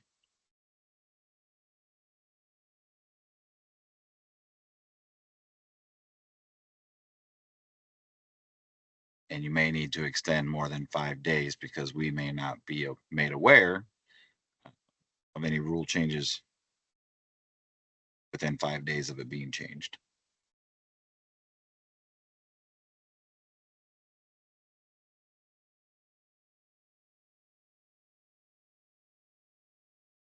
Okay. Tina, sorry, Tina, can you put the SurveyMonkey in? Do we have to vote on them all at the one vote or is that separate votes? They're listed And as separate votes. So that's they're how we've listed done as it in the separate. past, is there each proposal has a like collects a vote. Okay, do you have the link? And we drop that in the chat. Yeah, do you want to review all of the I would like to have the option of discussing and then proposals? voting. Yeah. And then that way we don't have to go back and remember what we discussed on each one. So they can leave it open. Yep. They put it in. That would be my suggestion, would be just open the link, leave it open. Yep. So it should be in there now. If anybody can't see it or has trouble with the link, please let me know.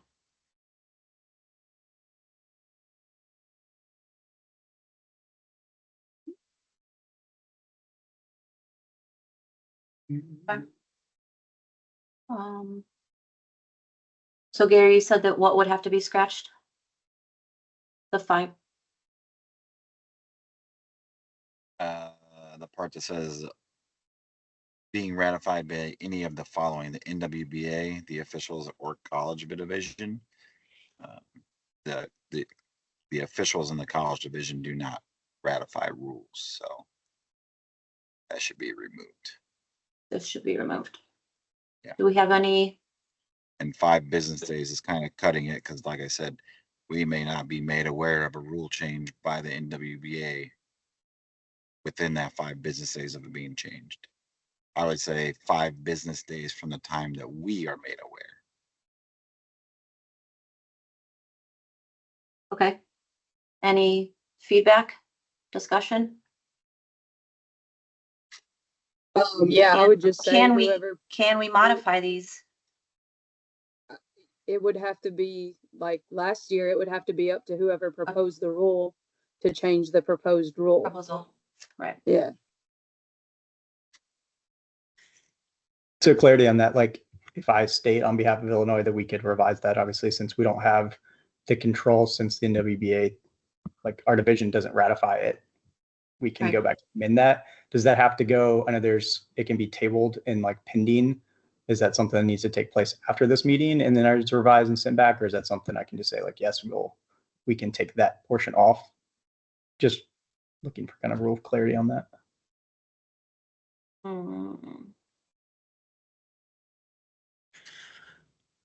So it's not outlined in the divisional guidelines as to how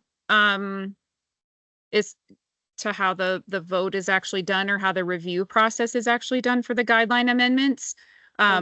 So yeah, we've up done to it you. both ways where we've beaten it till it was where we want it, and then we've done it in the past where it was they must be approved as the way they were written. So again, if Tina's saying the guidelines are silent on this issue, I'm okay with track changing it now, resending them out, and allowing us to do the final vote at the end of the evening. And if we do have to table something, we can do an electronic. We can electronic vote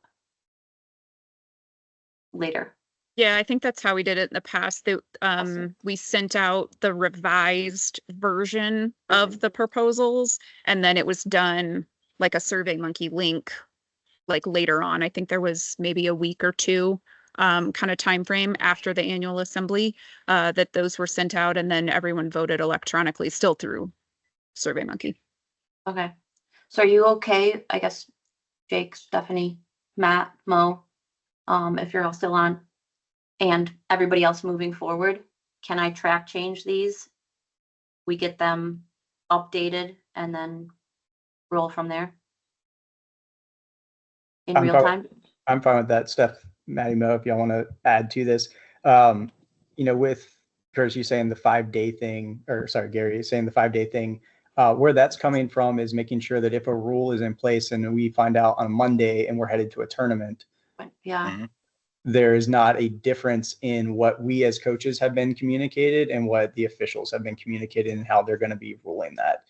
That happened multiple times throughout this season alone, of what the officials at the tournament were stating they were making calls to, and that was completely counter to the way that we have been coaching, because we have been communicated something differently. So what would be an acceptable way that we can amend that quickly that would also, as a consensus, be decided on as fitting to where that is kind of alleviated, that is within our parameters of this division?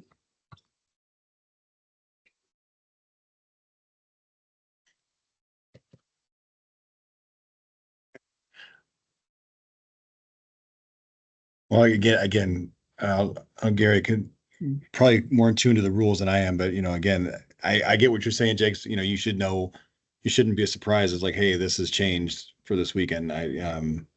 Like I said, as long as there's something to where we know once those things are passed on to us, we should pass them on to the member institutions as soon as we can. But again, the big thing would be for us to get that knowledge as well. I would say within 5 business days of the college division being made aware, or we could even say being notified. We will be sent writing to the member institutions within 72 hours of the college division being made aware of a rule change by the NWBA. Does that work? Say it again. That way, member institution within 72 hours of the college division being made aware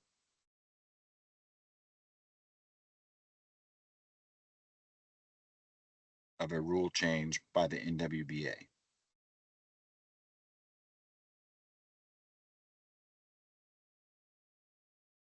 I will obviously clean up this.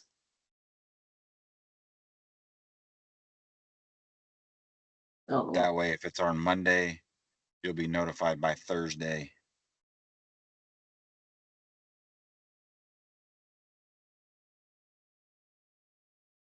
member institution within 72 hours of the college division being made aware of the rule change by the NWBA. And then delete this, all of this.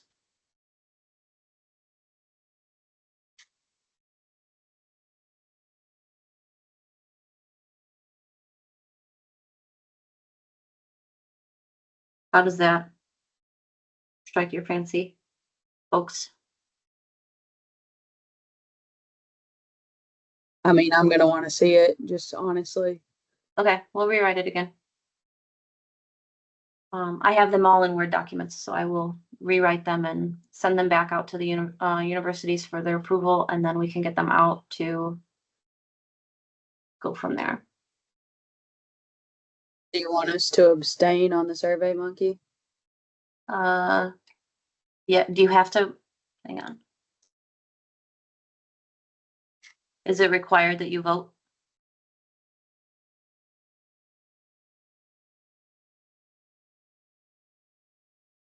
Yes.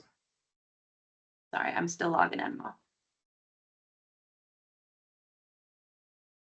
Yeah, each of them requires an answer. Requires an answer. Okay, yeah, But we then can I would, we can update them or table the ones that we're going to table and send out later. We can do that too. yeah, just click abstain right now if we're gonna table them. So do we have a motion on the floor to table this amendment? Proposal, excuse me.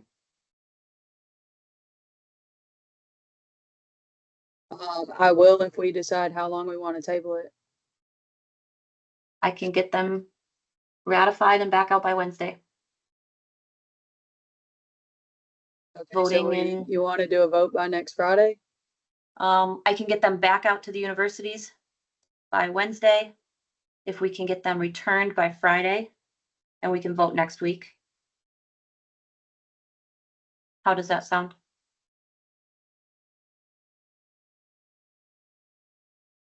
I'm fine with it. I just, like, Illinois proposed it, so I Right, don't, so- like, they should be the one editing it. That's my only opinion. Right, Yeah. okay, And I'm perfectly fine if we go back and edit that.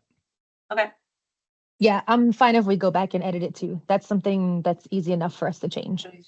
okay, And we can commit to getting that back out on Wednesday. okay.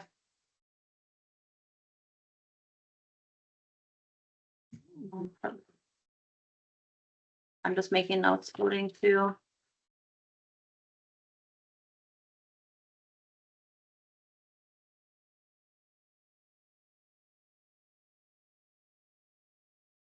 Thank you, Kate, for your You're multitasking. welcome.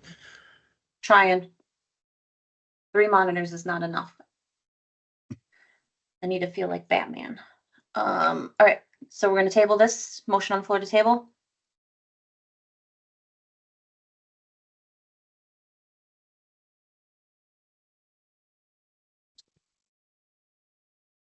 I don't know if I can do it for my own one, but I'll motion it. I to think you table. can. Yes, is there a second? Second. Thank you. Proposal, all in favor? Aye. Aye. Okay, proposal, good. Okay, go ahead and click abstain in your vote. That will be the one is tabled. Thank you. Proposal 2.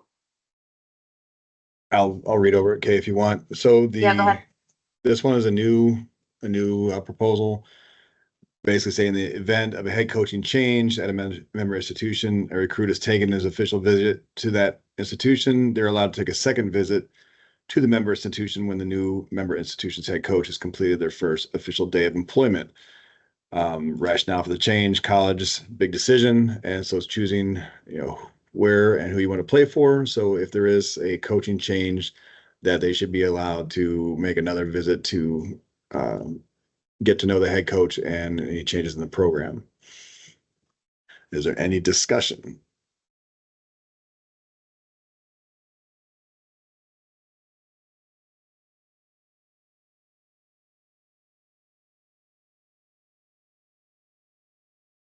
Hearing no discussion.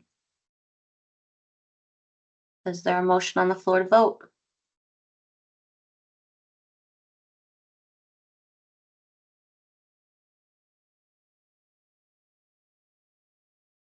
I move to vote. Thank you, Stephanie. Second. Second. All right, go ahead and place your votes.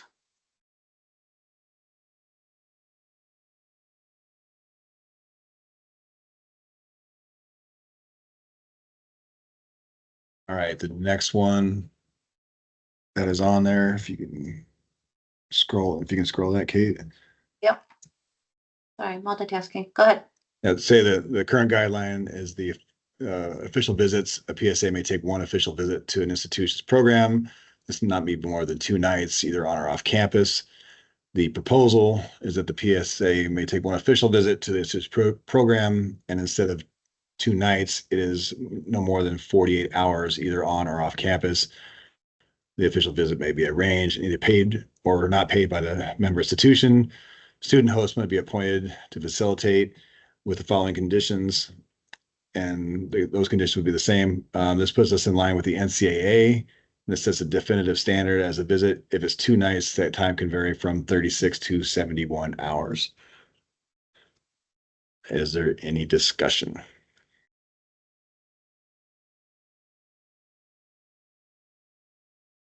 And also, please, for the people who propose these, if I'm misrepresenting what you submitted, please jump in and correct me on that.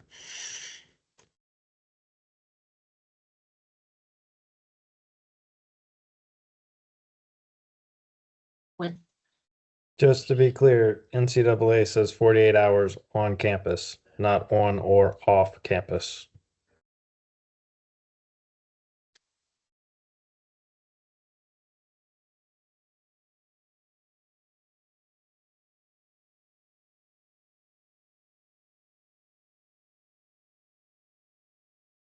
Okay, so no further discussion. But is there a motion to vote?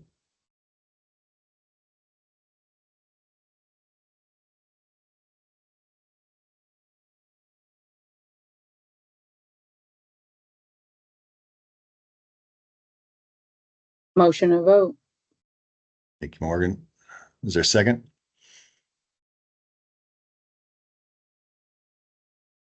Second, if there's no other discussion.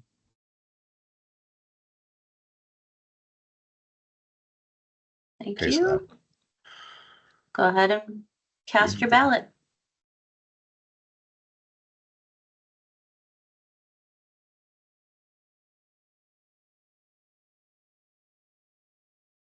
All right. Proposal 4. Okay, the next one, this is not a current guideline. This is a new proposal. During an official or unofficial visit, a PSA may not participate in team organized activities, i.e. practices, workouts, lifts, team videos. He or she is also to be an observer of those events only. The only exception to this rule is that the PSA may participate in student athlete only scrimmages where coaches and staff are not present. Rationale being because the PSAs are not officially part of the program, they should not be allowed to receive coaching outside of camps.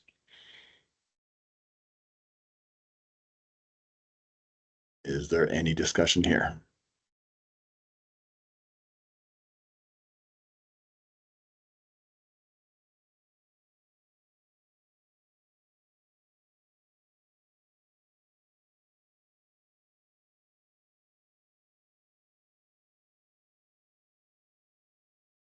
Okay, go ahead, Will.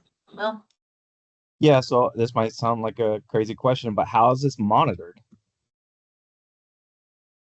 I mean, they could do whatever they want, as I'm sure they have. And then my second question to that would be, if the rationale for the change is because they're not officially part of the program, they should not be allowed to receive coaching outside of camps. How does that affect when you're, say, at a national junior tournament and you have coaches playing with other kids? Is that not some type of coaching? And so then if your rationale for that change is that, then you need to also make rules for that as well, for those other scenarios. Just my 2 cents.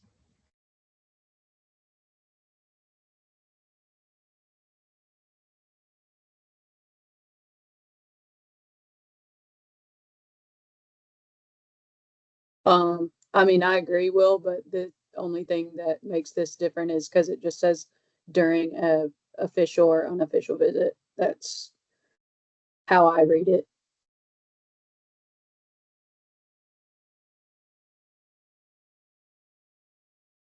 I don't know if anybody from Illinois is on this, is in the proposal. He makes a good point though, too, is like, how is that being monitored? Or is it just something that, if somebody sees something and they report it, or is there a way, is there a thought as far as monitoring, or is it just I think it's the same thing with everything else. Word travels. Yeah, I mean, I'm Well, not and it's saying I disagree integrity. with it. Yeah. I'm not saying I disagree with it. I'm just saying that there probably needs to be more added if we vote this in. Sure.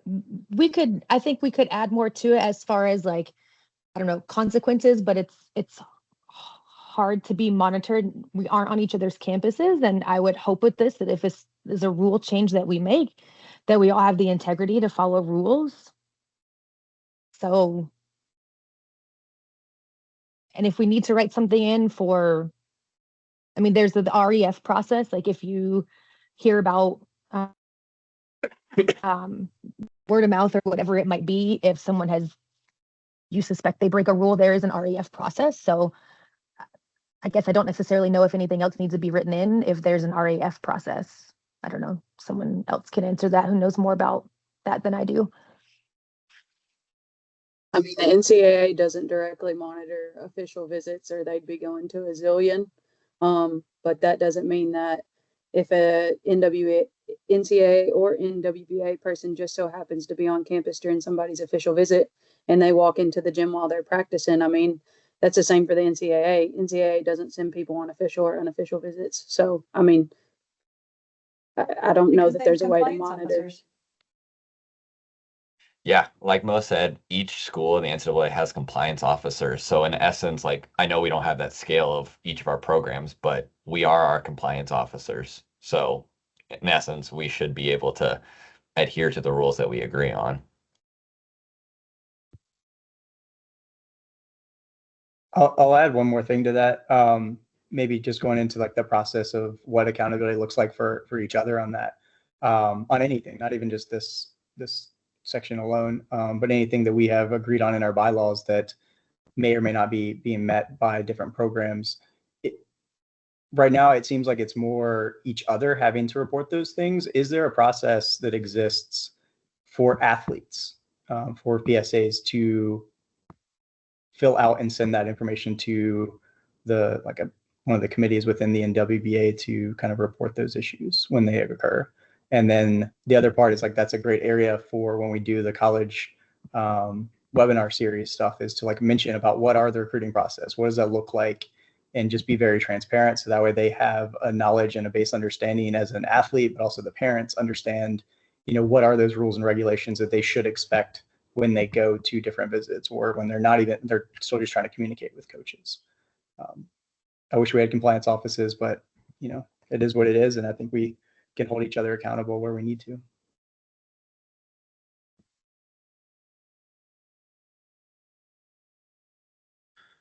All right, if there's no further discussion, do we have a call for a vote? Motion for a vote.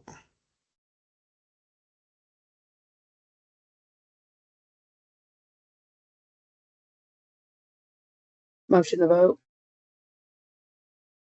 Second? I second it. So that one will be open for voting. I was that Morgan and Gary again.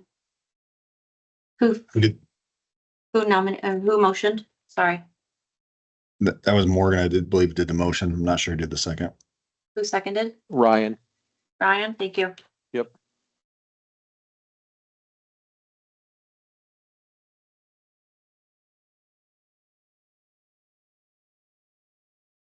Okay, the next one.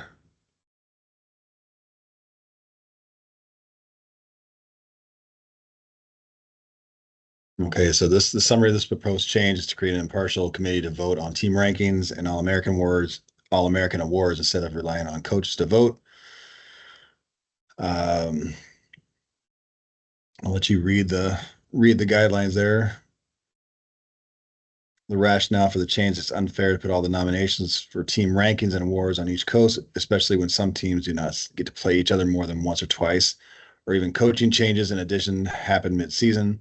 Rather, it should be an impartial committee that watches games, is involved in the process, and then votes on teams and players.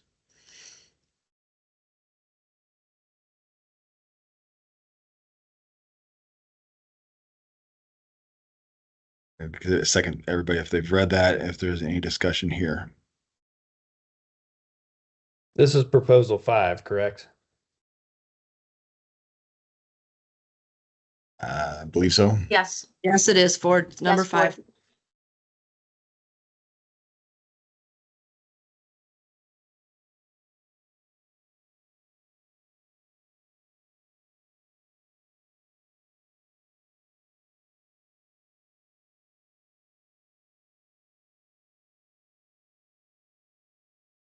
No discussion?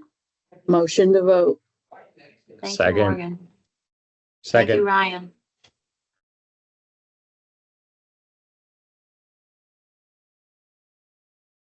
Sorry, guys. That's right. Proposal number 6.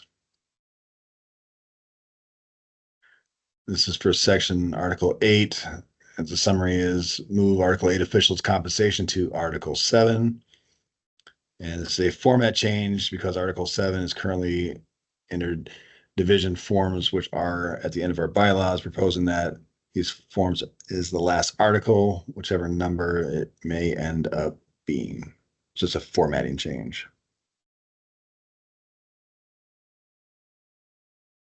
Motion to vote. Second.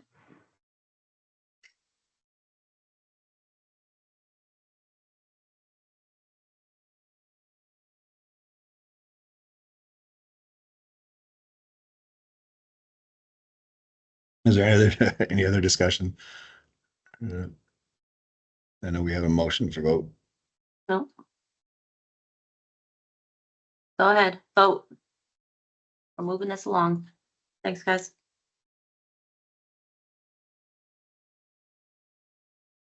Okay, the next one is reformat to align with other articles and bylaws for officials' compensation. Game fees per official.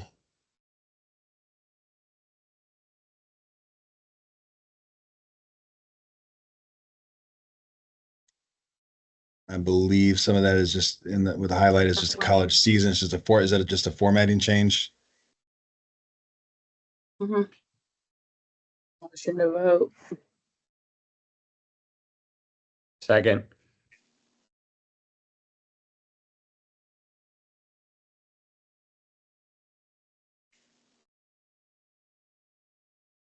Okay, Please vote.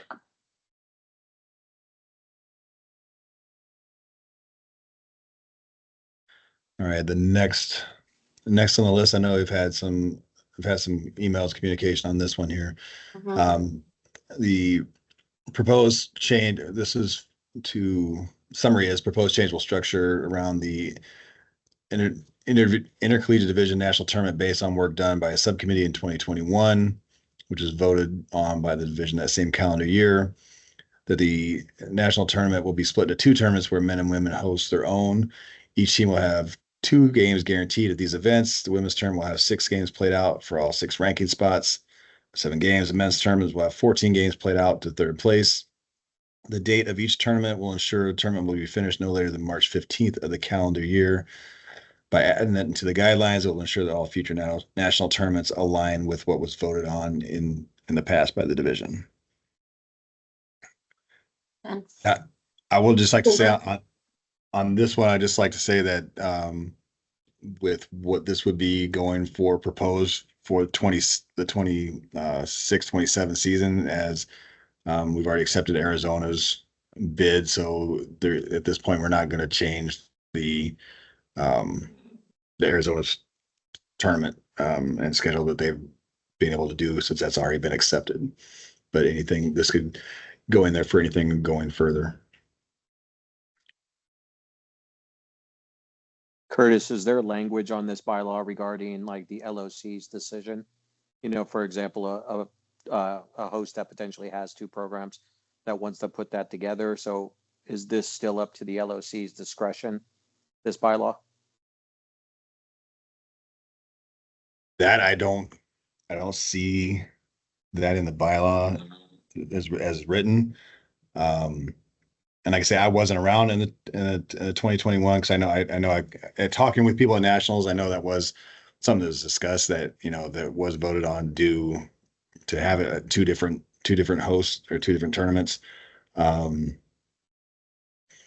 I was the head of this committee when we put this together, and we worked on it for a whole year. And we came up with 2 different decisions. Either we could be a one and done tournament and everybody could come and have it on the same weekend, or we could split the tournaments and they could be on different weekends, and we could play a guarantee of 2 games, right? And so I think if the host location wants to host, it needs to host back-to-back weekends to have both men's and women's together, so it wouldn't be the same weekend. Yeah, Ford, I appreciate the clarity. I just wanted to get an understanding from like the MOU process, and maybe Tina or Matt, who's still on the call. Is that the way it's put forward, you know, in the handbook to the potential host now? And we're just trying to make sure that's enforced, or is it still up to the discretion of that LOC how they want to do it?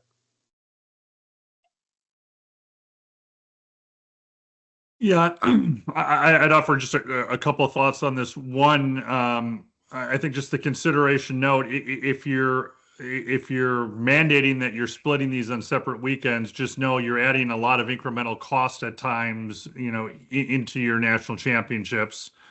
I would say, you know, ideally, we hear you in terms of finishing by March 15th of the calendar year. I think, you know, there's variables in terms of we've got other national championships, and trying to piece all these together that have to be factored into those considerations, as well as, you know, some years you've got Easter, you know, coming early, and that may necessitate you needing to go later as well. Mm-hmm. And availability of gym space. I know Pete brought that up in his discussion. So, you know, the last 2 seasons you guys have lost money. You're now, and I'm not saying it's the wrong thing to do, you're now, you know, increasing your costs for officials per game without increasing your revenue. So you're in more of a gap than you were. And now this will add incremental costs to kind of the institutions or whoever is going to take on these tournaments. So just food for thought there. Guys, I know Brandon's not on this meeting anymore, but something that I know he'd chime in at this point, that March 15th date. A lot of times you have, like right now, our U23 team is headed out of the country. And a lot of times those tournaments happen during our season as well. So just keep in mind that that date may not always be feasible. And I'll just say this, you know, last year's season, you know, there were tournaments in Arizona and Alabama and UTA all had tournaments that weekend of the March 15th. So to say that you want to have national, you know, they're going to be condensing everybody's tournament schedule. I know Auburn has submitted right now for March 6th and 7th. So if you're wanting them to be, you know, all the nationals done a week later, than when there's already a proposed, tournament date of the first weekend of March. We Typically- extended our tournament dates because nationals was pushed back so far. Like Yes, this we year, did. this year I hear that junior nationals is 2 weeks before college nationals. That's never been done. Right? And so we're supposed to leave 2 weeks before we go to recruit at national and go recruit at junior nationals while we're still preparing for our nationals. And then D1 the weekend before our nationals. Part of our coaching staffs all play in D1, so they're supposed to leave their teams for the D1 teams. Right. They're supposed to leave their paying jobs to go play D1. Like, it makes no sense. I hear that. So this proposal was put forth just to make sure that everything that we've been doing historically is written in the guidelines. So historically, we've always had our national tournament end in the middle of March. This year was the first year that we pushed it to the last week. This next year will be the first year that we're going to be playing into April. And we have to remember that we have students on the team, student athletes. If we push it, keep pushing it further back, now we're pushing into finals time. So all this proposal is doing is putting structure around what we've always done as a division, putting a date in there as in the middle of March. Yes, I understand Easter might happen. I understand U23 may pop up once every 4 years or once every 8 years, and we can make an exception to that. But the other part of it, splitting men and women's nationals, was something that we agreed to as a division 4 years ago. It was just never recorded anywhere. So all this proposal is doing is taking what we've done historically and putting it in so that way we've got it all written down and there's no questions later on.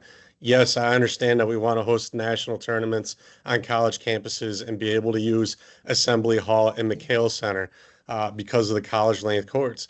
And I understand that men's and women's teams use it to practice or maybe hosting NIT tournaments or any other postseason tournaments. And that's great for those universities. But this is set up in place to make sure that as a division, we're moving forward with our national tournament ending in the middle of March. Okay. Just I think curious, then guys. I have a question of like, what's the, oh, sorry, Pete. Yeah, just a question like I think, obviously I was the women's wheelchair basketball coach for 10 years. I think the disadvantage of not having your women's team be able to watch the men's team and the men's team watch the women's team once every 4 or 5 years, because that's the cycle we're talking about. I mean, granted, the Illinois and us were back to back this year. There's no desire on my part as an athletic director of the program to just host one and not both at the same time. Right. I just don't want to do that. So you potentially eliminate Arizona from your cycle if you're doing that. And I think that would be a disadvantage to the collegiate division. We are talking about a cycle that happens every, I'm not asking a host every year or every 2 years or every 3 years. Like I think it's like every 6 years or something like that if other programs don't set up. So I think there's an advantage to being a little bit more flexible with the wording there. That's my 2 bits. Yeah, and that kind of leads into what my question or comment was going to be, is just then what's the plan for hosting national tournaments? Because there isn't a rotation. Historically there was a rotation. When I first came into the college division as a coach, there is sort of a set rotation that we went on who's hosting and where we're hosting, and that sort of went by the wayside a few years ago, more than a few years ago. So then what's the plan for hosting tournaments, right? And that puts it very limited, particularly on the women's side of where it can be hosted, because I know from our perspective at Illinois, and I'm guessing I can speak for Arizona, like we can't host again for, with the money that we invested in hosting nationals, it will be another 7-8 years before we host again. So then it's a larger burden on the women's universities on where to host, right? We have a smaller number of teams.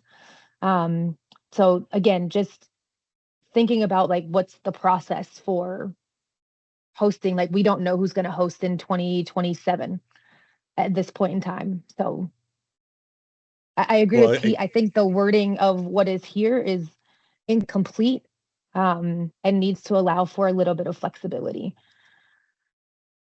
So, I mean, I'll touch on that stuff. Like, I think the direction that we go is that we open it up to the NWBA and allow them to bid it out and take it off of college campuses and put it in a centrally located site where it's easier for college teams to travel to, where kickbacks from that centrally located site go back to the universities, where it covers hotel or transportation or food or whatever it is once we get on site.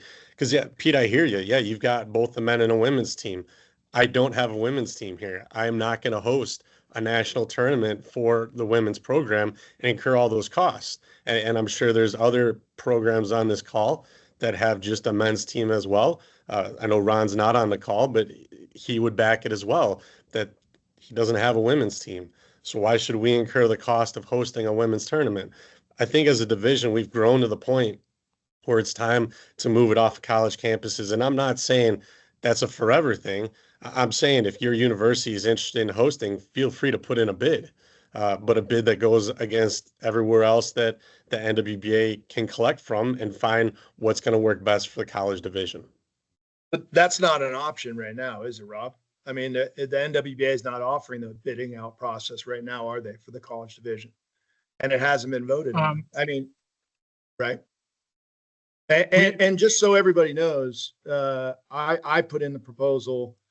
I was under the impression that we were on a cycle still, Steph, and that it was finally our turn to do it after we finally got in the men's division in, and the women's division in. So I was still on that cycle. Maybe that cycle did go away. That's news to me. I was under the impression that we might have bumped it up 1 year. I don't know. Coach Beardsley could probably confirm that one way or the other. But I did put this in as early as I could put it in so that everybody could get it. You could possibly, it does get close to finals. I get it. It's a long season. I get that. You could push back the start of the season a little bit on certain years like this as well, like a couple weeks back, if you had to. There are options around it. And I guarantee, speaking confidently, I think I thought nationals at State Farm was awesome. I speak confidently that the experience that I'm going to provide for the student athletes, including your programs, will be a step up and a step above what they have had, and that's what they deserve, I think. So I think taking it to, no offense to, Southwest Minnesota, I love you, Derek, but just going out there is not the same experience as what we can provide here every 7 years. It's not every year. Hey, if I can just, and Rob or Ford, you can fill me on this one. 'Cause again, I wasn't here in the 2021 when you guys did this original setup. I get, Rob, why you wouldn't want to host like a women's. I understand what you're saying about you don't have a women's team, so therefore why host women's nationals. But what was the reasoning where that like they had to be split into, and like if a host school wanted to host both of them, they could.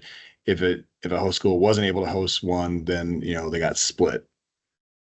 So the reasoning was behind, it was right after we put this committee together, and it was right after Doug hosted at UTA pre-COVID.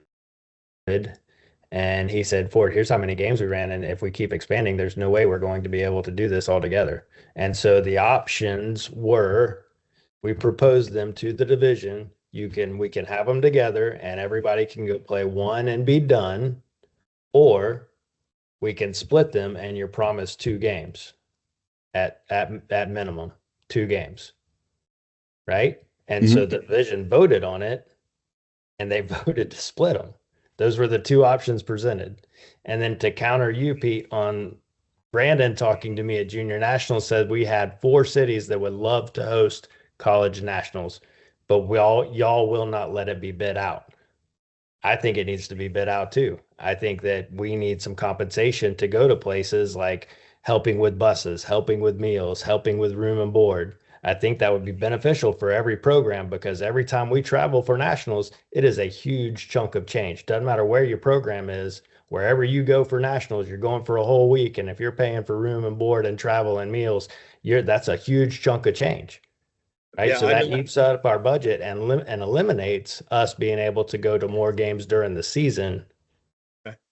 And I'm not against, believe me, I'm not against bidding out. It just, as far as I knew, it was not a process. I think it was voted against when I was still there in the collegiate division there. I thought it was voted against. I also thought there was an option that not all 16 men's teams go to go to the finals. That was a discussion as well, right? Like, oh, maybe if you don't qualify in the top 8, you don't go. And then the women could be together too. It was a discussion as part of that proposal was Right. to split it into 2 qualifiers, and the top 4 teams from the men's league go with the top 4 teams from the women's division to the national tournament, or the top 6 men's teams and the top 4 women's teams go to the national tournament. Right? That was another proposal that we kicked around, but it was not received well from the college division as a whole. Agreed.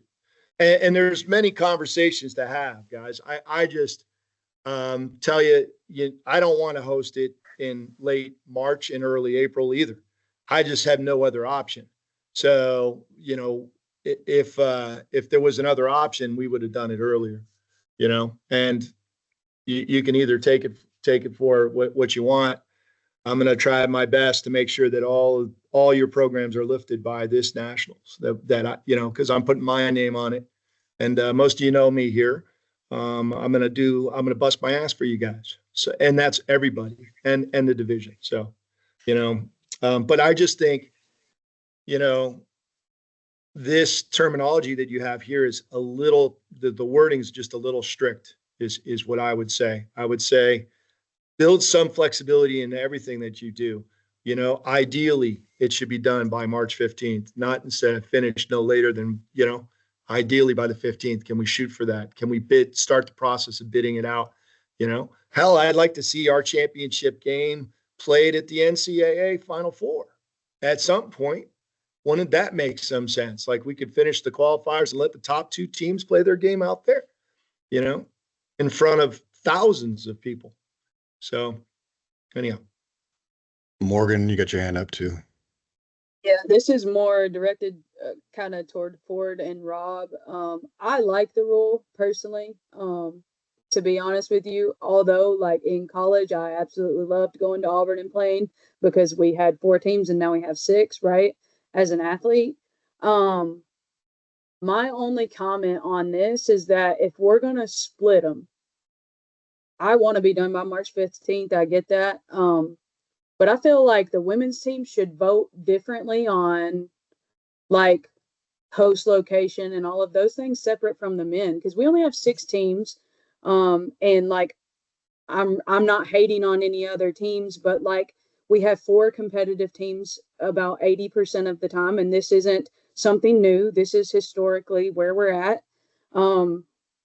Like, how do you guys feel about us women doing something different as far as voting wise on our national tournament? Because we got to grow the women's side separate from the men at some point anyway. And I wholeheartedly understand you don't want to pay for the women. I know that may not be me advocating for women, but we're in the time of the women right now in sports. So what do you think about not proposing a women's side and letting the women's teams propose separately from that?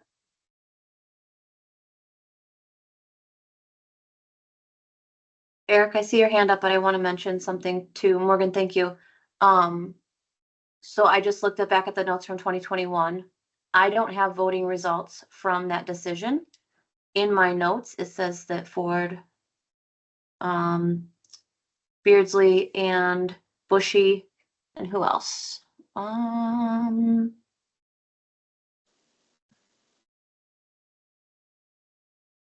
They were going to propose something in the next few months.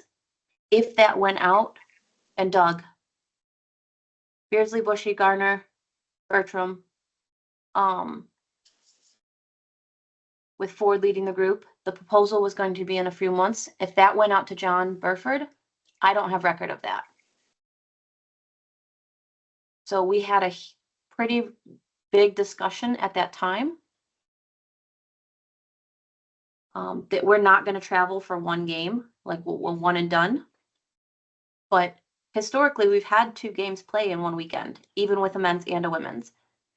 And to play devil's advocate again, Eric, I know your hand is up. The next vote is to take away a vote from member institutions with 2 programs. 1 vote per member institution instead. So if we're going to split nationals, we have to think about the implications of the next vote as well. Thank you. Eric? My understanding, and I think Brandon's intention, and I think Matt Pierre is still on, he can maybe verify this, is that for 27 and beyond, the NWBA will be taking over the bidding process with the intention of bidding it out beyond just to college campuses. I don't know if there was, I obviously have only been here for a year, so I don't know if there was votes within this division prior to me coming on that would prevent that we would need to address. But I know that is our intention at the national office, is to take over the bidding process.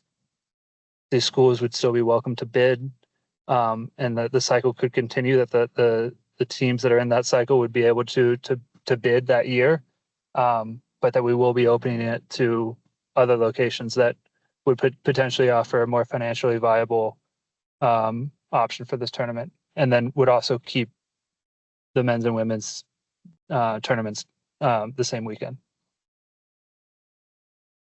Robin Ford, I think, assuming at some point we're going to a non-campus location, I think there would be a strong preference just from a NWBA staff support and just numbers and the types of facilities we'd be looking at to probably host these together, not separate.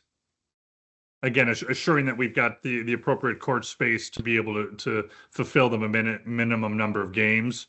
But I think there would be a strong preference to do those together from a scale perspective, which I think would make those more financially attractive to host locations. Yeah, and that would be fine at an off-campus location during the month of March. I think and Rob, correct me if I'm wrong, but the big overall thing for us is that we are pushing so far back because we're trying to host on campus. Yes, that's why we put the date in there. The other part of it was what we agreed to as a division 4 years ago. We are just putting that in writing so that way it shows up in the guidelines. Got it. Correct. And Kate, I do believe that John Burford sent out a vote for that because I remember voting on it. Okay, thank you. I don't have record of that, but that doesn't mean it didn't happen. I know Kelly has, correct me if I'm wrong, Kelly, you've got files from John. Yes, We're I gonna have have to 2 go through. boxes of stuff, but they are not in any order whatsoever, but it's not going to happen this week, but I can look back. Thank you. Following question more on that piece. Like Kelly, what do you mean by you have 2 boxes? Like physical copies, or are these like I don't understand. I don't know the process of like what the record keeping's been like for a sustainability within leadership change. So when you had John leave and him hand over information, like what does that look like for y'all's side? I didn't get anything right away. When Jim Glatch retired, I got his big 6-inch binder of things, that his notes of things. But that was at last year's national tournament. And then in the mail, probably 2 months ago, I got a big box full of things from John. So basically I rely on what notes Kate has taken in the last few years. And then if a issue comes up, I text both John and Doug Jones, as well as Daryl, just for their historical perspective if we can't find it in the written guidelines. Okay. And I have notes dating back to 2014. From my understanding, John's hard drive crashed. We are in the process of working with the NWBA to put this in a cloud so that it doesn't get lost. My stuff is backed up in a cloud. So I'm not super concerned if my stuff crashes because I've been there before. But I do have notes dating back to 2014 when I took over as secretary. But as far as the institutional knowledge goes, I think we lost it when John left. Okay. And then I guess the follow-up question it's probably to Ford, since you're part of the committee, or anybody else who was on that committee. You had mentioned that you had asked the division like what their preference would be of, going to a different outsource LOC versus us hosting it within the universities themselves. Was it ever a discussion of potentially for that qualifiers to where you had 2 regional qualifiers for those 2 to be an option that are outsourced, and then there's still a host on a university campus, to where that way, like the university still gets showcased, it still gets the hype of the juniors get in that region, getting to travel and be part of the campus, the feel, get to potentially see themselves in that arena, however many years in advance kind of thing, versus just seeing themselves in Wichita at a venue that can pay for things, but is not really highlighting what the collegiate division kind of stands for and is looking for with growth. Just curious to hear your thoughts on that, since we don't have the notes. The only thing that we said was when either division gets to 16 teams, we will split it into 2 8-team qualifiers to get to a Final Four. So there was never any discussion about that. And I don't think if we're going to bid it out, it can be bid out to a rec center type. It needs to be bid out to where they're full length courts, shot clocks on both ends, scoreboards you can see. Like, it doesn't need to be bid out to a rec center where you can't play. Like our guidelines say that you have to play nationals on a full length regulation court, right? So I don't think there was any discussion about not hosting the qualifiers in one place and then hosting the national tournament on campus. I don't think that was ever a discussion, Jacob. Cool. Thank you. And I fully agree. I think it needs to meet standards of what we have of full courts and everything, and keeping it to a professional quality. Hey, I have a question, just so I get all the information before I vote. I heard someone say that junior nationals was before the college nationals for this upcoming year. Is that confirmed on the dates of junior nationals? Because I'm guessing we're all going to go there. Jake, we have not announced yet, but I would say for all intents and purposes, yes. Okay, cool. As a junior coach, that's good to know too.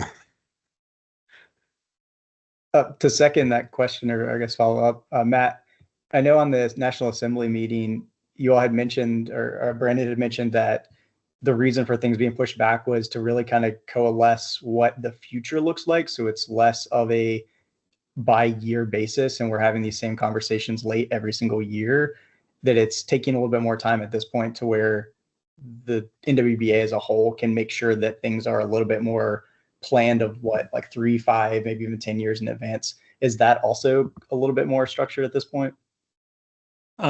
Jacob, I think the plan going forward is we have kind of a gap fill in terms of a 1-year deal where we'll be going this year. We'll be finalizing that shortly and announcing that shortly to membership. And then beyond that, I think we've learned, right now, about a third of our expenses for hosting juniors and adult or junior and adult tournaments come from the teams. They don't even pay for all of our needs for our officials and classifiers, much less everything else. And so we're an expensive date for our LLCs, and so we didn't get as much interest as we thought. And so I think we're taking a different strategy relative to looking at more of a 4-5-year commitment, longer term commitment to a location where that will be more attractive to them in terms of the outlay that they'll be able to put against it. And then B, will allow us within those communities to do some more aggressive fundraising at the local community level to try and support these tournaments. There may be opportunities with that, for a year or two within those cycles to bring either the full college tournament or regional tournaments to that as well. But I think that's the strategy we have going forward, where I think we're going to be a little bit more aggressive, picking a couple key cities and going and partnering with them to figure out what we can do, as opposed to being more reactive and waiting for cities to come bid with us. Thank you. right. Is there any further discussion on the proposal as it stands? Then a motion to vote.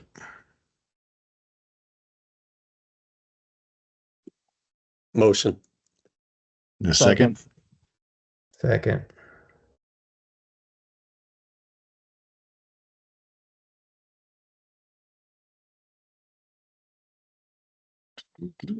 Scroll down to the next one here. And again, as Kate had mentioned before, this one is the proposed change will allow for one vote for each member institution instead of each team.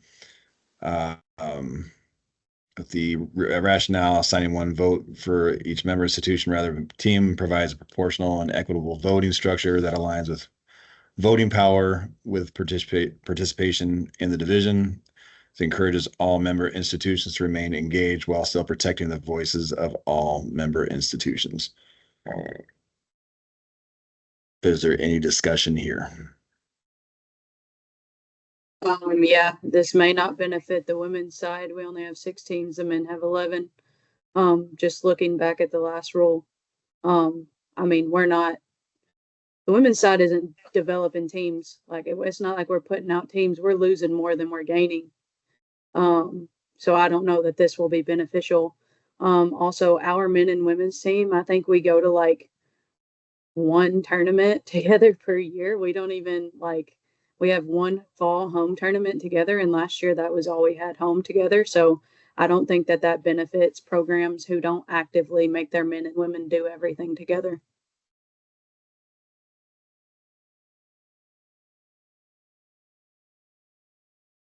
Yeah, I agree with Morgan. I think this disproportionately affects women's programs because there are more men's programs at this point in time. You're essentially taking away votes from people based off of, and right now, the way all of our bylaw amendments or proposals or everything that we do is together as a division. We have 17 teams in our division. We don't have 11 teams.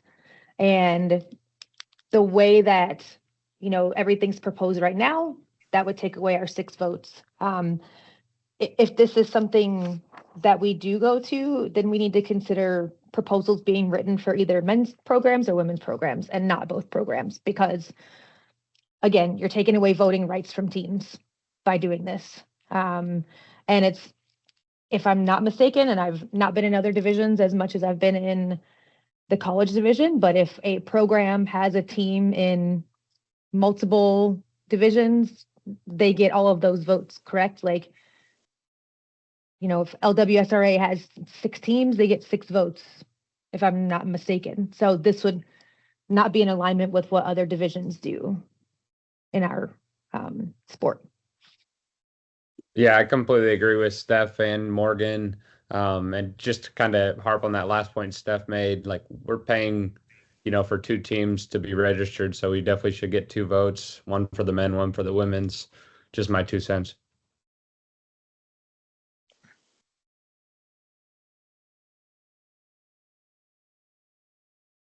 Yeah, so if this passes and we do get votes taken away from the women's teams, would there be an option that we can pay for one set of dues instead of 2, since you're taking away one of our votes?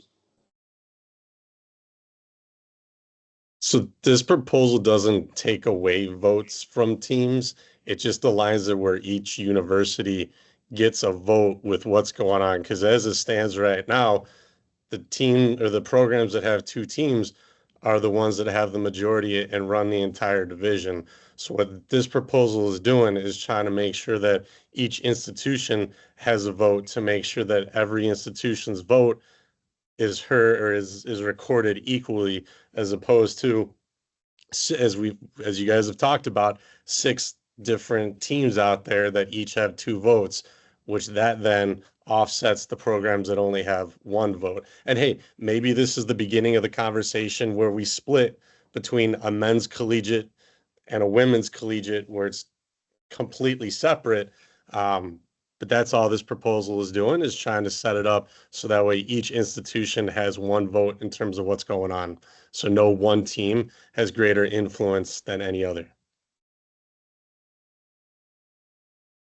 I get that. I definitely see where you're coming from, Rob, but I don't think Aaron and I vote the same like at every annual assembly. So I mean, I also agree with you as well, though, that we should consider the men and women being separate. I don't know what that looks like. And I think actually Ford mentioned before that we talked about that and it got voted down.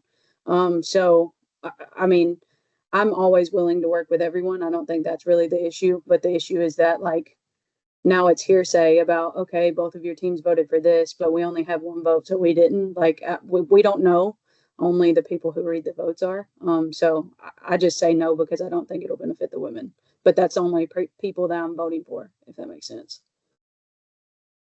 Yeah, Yeah, but just to echo. this wouldn't impact your annual assembly vote. Every team gets a vote at annual assembly. What this is talking about is just votes within the college division. And Steph, you had talked about how LWSRA has 6 different teams. Yes, at annual assembly, they have 6 different votes, but within each division, they only have the vote for that one vote within that division. Their D3 team isn't voting in D2, it's only voting in D1. But Rob, But that's also not what this proposal says, that it says the annual meeting or any special meeting called by the president. Each member institution shall have one vote. and also Period. second that like both the men and the women teams are within the college division. Yeah, just to echo that, I don't think that it makes sense to look at it as one program having 2 votes. It's for each team, there's one vote. So I think that like, I mean, what the other coaches have been saying as well, like, it's not that each coach is voting for the program, each coach is voting for their team. So you would be taking voting rights away for a team. I think one more other kind of like just view on that as well is having that as a power incentivizes programs that maybe there's a team that pops up that is just a women's program that then incentivizes them to start a men's program and vice versa, just through the voting power and the ability that that can give them within their program at large, but there's still individual votes on behalf of the team itself.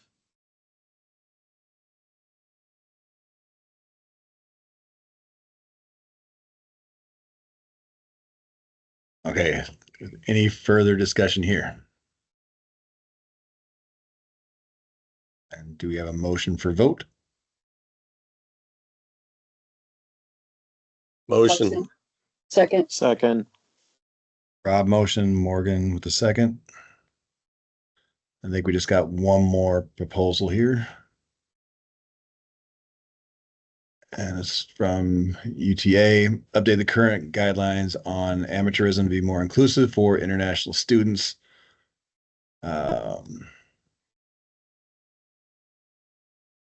Read the current guidelines there. The proposal is that athletes that receive under 650 euros a month are not considered professional athletes and retain their amateur status under NWBA rules. Most European players are not professional wheelchair basketball players and they work full-time jobs.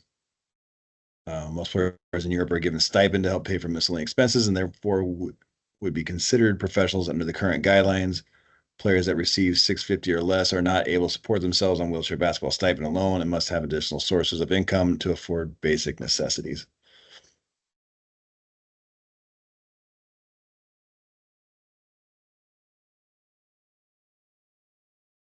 Is there any discussion here on amateurism status?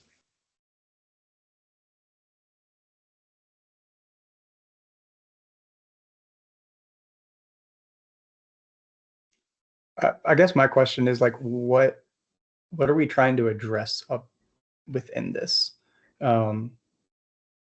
proposal? Like, what is the goal of, if this were to pass, what is the goal that we are trying to achieve with it?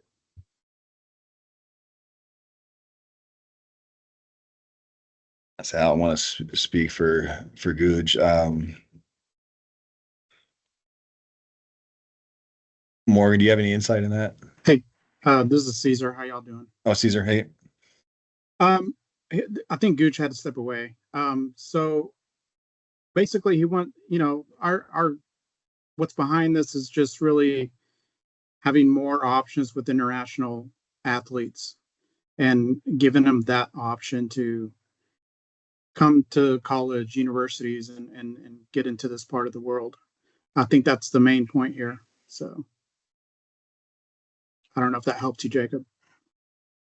Yeah, it does. I think, I guess from that, like, I would like to see just have a little bit more revision for more sustainable writing. I think Matt had mentioned that earlier for one of the other ones of this is a very strict, like 650 euros is a very set amount. Like that as inflation happens, 650 euros is going to decrease in what its value is, but also limiting it to euros is also limiting. Okay, well, what if they just paid you in dollars, or what if they just paid you in Turkish lira? That would provide loopholes for getting around something that we're just trying to create more access for. So I agree that I would love to see us expand our opportunities for international athletes to have pathways to come to all colleges to play. I think that can increase just the overall quality of the sport from both the men's and women's leagues. But I just think I'd like to see it have a little bit more revision before going forward.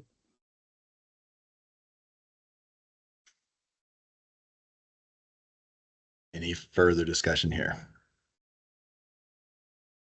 Yeah, Curtis, I know you called on me, Yep, go. but I know nothing about professional leagues in Europe. So Okay. until I know if 650 euros is relevant, I want to, like, I think we spoke about this last year when there was a amateurism proposal. Like, I don't know that any league over there is professional. They take anyone for whatever classification they need. So I don't know. Like, that's not something I can say. You know. I say I know, just being in the same school, I didn't know if you had a chance to talk to Gooch about this or not, but Caesar chimed in for that part of it. All right, do we have a motion for vote? I just have one other thing Oops. before we go motion to the vote, and it's thinking about to like just how do we regulate it and like who does this go through again? Like thinking about the 650 euros a month, like how do we know what they've received or what people have been paid? Like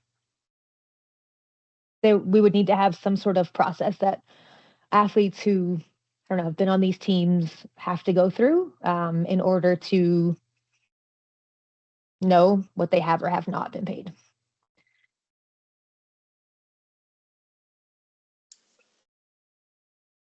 Yeah, like My Steph, concern, I kind of sorry. I kind of agree with you. Like, there's just no regulating. Like, it's already hard enough. You know, I've had some potential recruits from overseas, and I asked them, you know, have you ever been paid? And they say they've gotten something, and I tell them that, you know, they're not eligible, and then they try to hit me with something else that they didn't get paid. They got a stipend, and like, no matter what, like, if we invite the semi-professional or anything into our division, then we're going to take away the legitimacy of what our college division is. The few that we've dealt with in the last couple of years that I've been involved, the contracts that we get, well, they're not, sometimes they don't call them contracts, they call them agreements. They're very non-specific as far as the amount that they get. On a personal level, I know that what my son received when he was over there, if they're getting room and board, if they're getting a car, if they're getting health insurance, a gas card, and meals, 650 goes quite a long ways. Plus they're given their, numerous flights back and forth to home for training purposes or to visit or whatever. So 650 is relatively generous right now, but Jacob, I agree with you. If we set it at 650 now, are we going to have to change this every year to make it applicable to what the standards are of the time? Just my 2 cents. And those flights and room and board and health insurance, that's compensation, that's benefits. That's wrapped into part of their compensation package. So in my opinion, even 650, just a flat rate, cash in pocket, if they're still getting everything else, they're professional. And that does, like Will said, lessen the legitimacy of our division. One other point I'd like to make on that is that like as a fan of wheelchair basketball in America and Team USA, I hate that our teams are developing other countries' players to then beat us or try to beat us in international like Olympic Paralympic wheelchair basketball.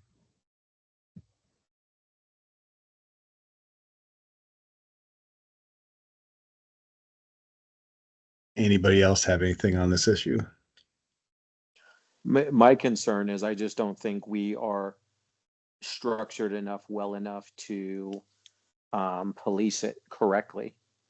You know, and that's my concern. I think, you know, we brought up enforcement when it came to the recruiting portion of it. Fundamentally, I think if we're going to talk about sustainable growth, we're going to need an infusion of international players because you know, especially on the women's side, and this is just my belief, I don't think we get more teams without having an infusion of international talent. And so I don't have an issue from a competitive standpoint, right? Because I think they raised the league, and I think you'll be able to add potentially more teams and have better roster health. But my concern is as the committee is structured, where we're governed by bylaws and overseen by, you know, volunteers who are doing their best to kind of keep things on the track.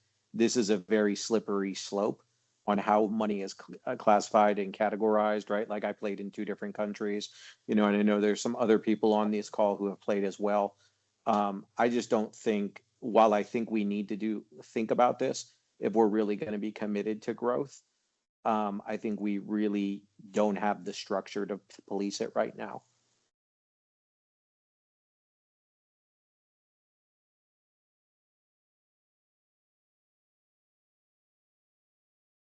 Yeah, and before we vote, just going back to what Jake mentioned as well about the 650 euros being a set number, and that might not be the best way to propose this if it's going to go forward. Like we made changes to the first proposal, right? And we're going to make changes and get that back out to the division. Like, is that something that wants to be done, that we need to do with this proposal before it's voted on? Or are people comfortable voting on it as is? There's been a few comments about 650 locking in or not locking in that number. Got to chime in again. I don't know the ins and outs as far as where he got the 650 euros. But I would say that he'd probably be okay with editing this, since he's not here to speak for himself, and have him edit it and send it back, you know, for vote. I think that'd be okay. So I think where the 650 came from, and I have no idea, but this is just my observations from playing in Europe for 7 years on good teams and bad teams. The least amount I've ever seen a team or a player get paid on one of those teams is 700 euros. That's kind of like the minimum salary type deal. So I'm assuming he's doing it off of that, but that's kind of why that 650 number sticks out in my mind. But yeah, like the minimum contract would be 700 plus, you know, insurance and all that stuff. And guys, just kind of my 2 cents. I think if this is going to be edited, it would be useful in the future to maybe, instead of saying 650 euros, transferring that into US dollars. Like, what's the equivalent of that in US dollars? Because then we can go to all of the different currencies amount in the world and use that amount versus it only being euros. That's fair, Cassie.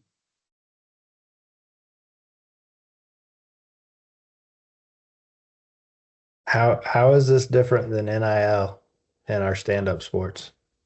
I'm just curious.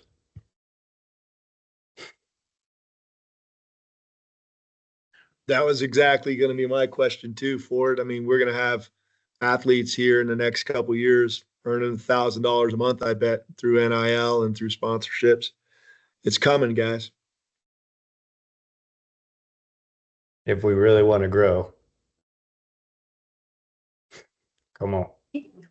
And I We have think, no, you know, we have no sorry. rules on NIL. We have no rules.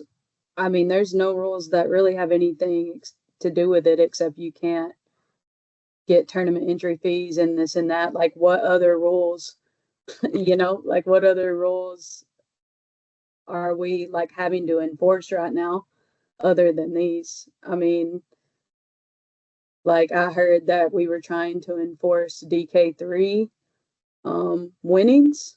Not really sure how we did that without that in writing, but I'm all for proposing an NIL rule. Just tell me when. Write it up, Morgan. Yeah, even more reason why, you know, historically we went back and we went through and we combed through and deleted anything from the NCAA division guidelines that didn't apply to us or that wouldn't eventually apply to us. But already we've gotten complaints that the guidelines are too long. They're too cumbersome. And realistically, they're not even scratching the surface on what we need to cover.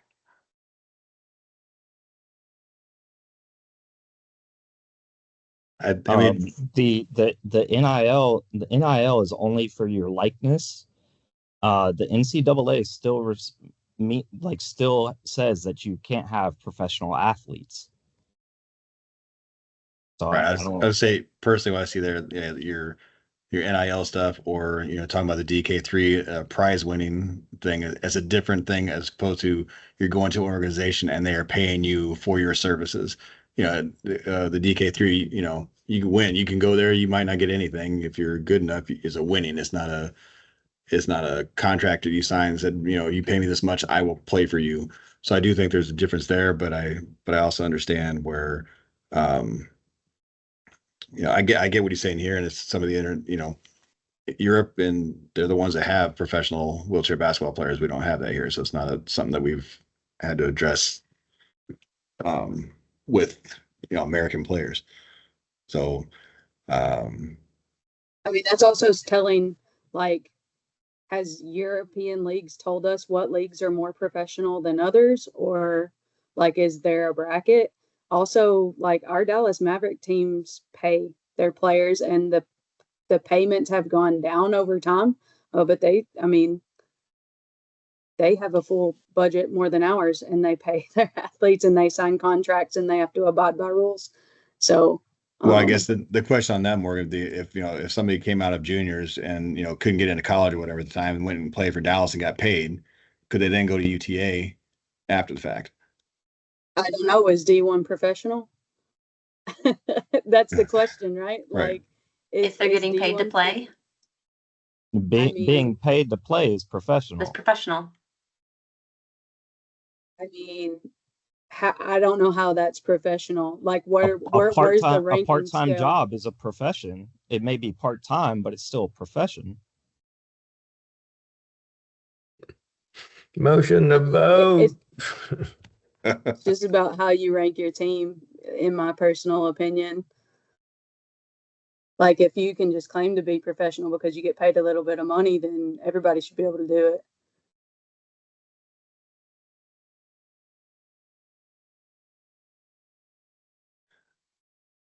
Okay, did we have a motion to vote here? Motion to vote. Come on. Second. Board? Second. I think Will got in there for the second. So we're motioning to vote. We're not motioning to. Yeah, are we motioning to vote on this as is, or are we Or giving to Goobs table the it. opportunity to rewrite this without the Euro piece? And do it in like American dollars or something? Sure. So are we abstaining to this and letting Googe rewrite it? There's a motion to vote or a motion to table.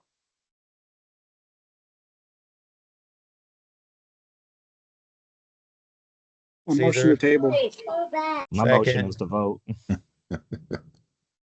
I second the motion to table. Motion to table. Everybody click abstain, please. And I believe that is it for the proposals. Yes. All right, let's go back up.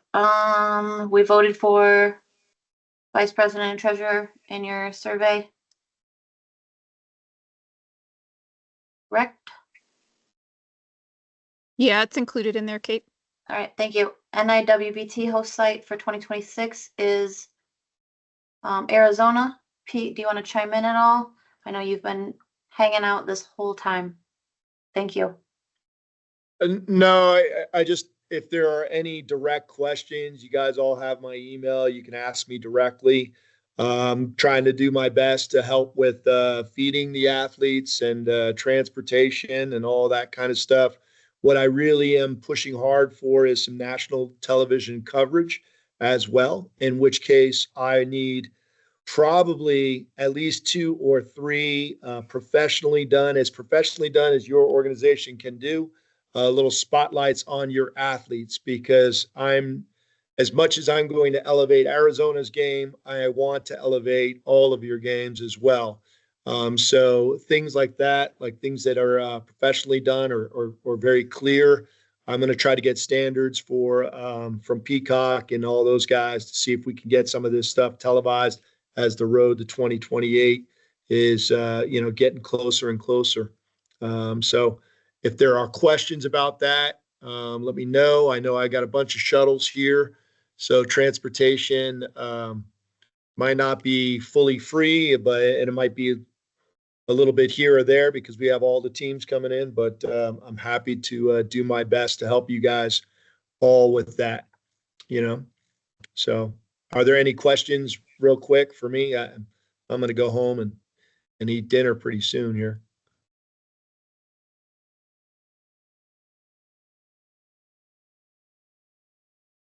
No, I would like to propose something too, like at nationals. I wonder if there's a way we could put all of our graphics on the back of a shirt and sell those shirts and donate those proceeds directly back to the college division. And so anybody that buys a T-shirt that says, I support collegiate wheelchair sports or something like that, that because you guys really, maybe it's just my fundraising ability, but to be working on the shoestring budget that you guys are is scares me. I didn't realize how low you guys were, and I think we can help a little bit here at this nationals if we do things the right way. So I'm happy to do that. Thank you, Peter.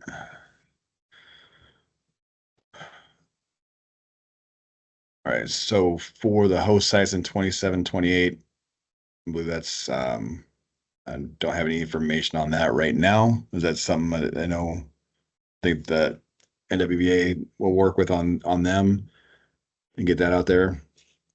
The calendar days. Go ahead. Go ahead. Alabama would be willing to host, but we would like for it to go to bid before we have to host, if that makes sense. Like if we can't find somebody, we'd be willing to host, but we would rather it go to bid and find somewhere for everybody to go centrally that benefits the division as a whole. Or are you saying that's for 2 seasons from now or 3 seasons from now? 2. Okay. And if you were to, and I think we're completely aligned with you in terms of going to bid, if you were to host, is that men only, women only, or both? That I am unsure of, that we could do all of it in one weekend on one court, but we might be able to. So it would be probably split weekends. I don't know. That would be a question for Brent, but I know that if we can't find a bid for next season, that he said today, you could put us on the list. Okay. Is there anyone else that potentially is interested in, and again, this isn't the final call, but as we look at 27, 28, is there anyone else that's potentially interested in hosting at this juncture?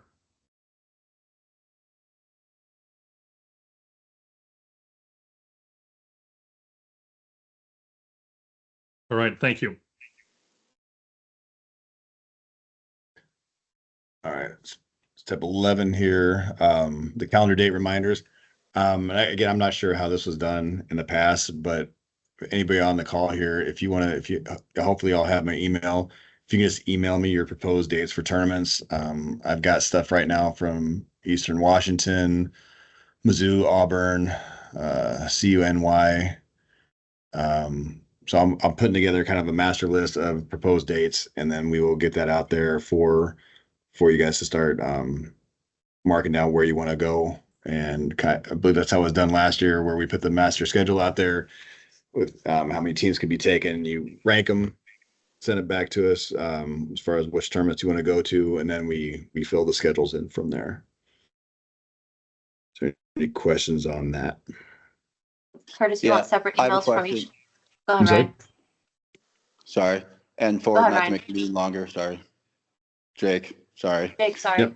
Go ahead, Jake. It's okay.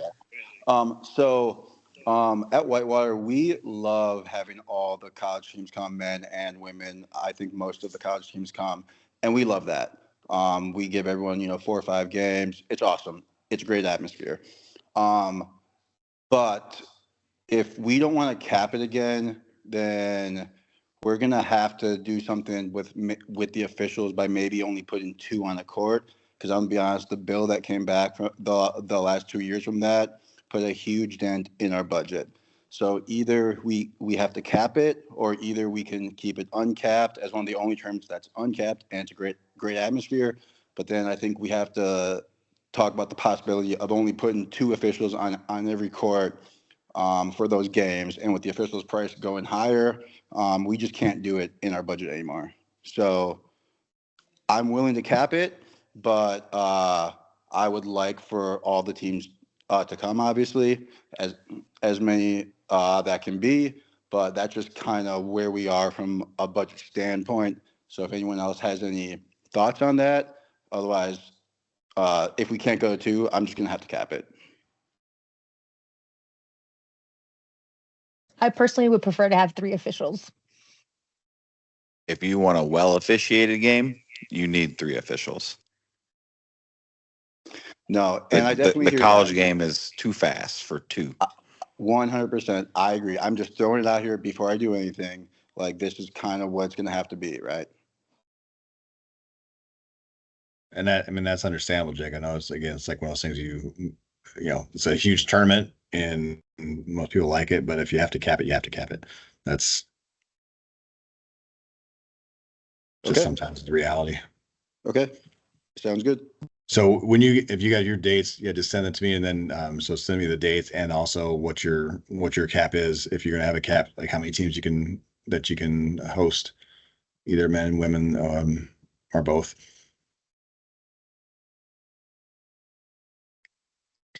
Ooh. Next on here is good and welfare. Okay, I don't know. I don't know what that is. That's right. Anybody else have anything to add? Anything they want to bring to the table?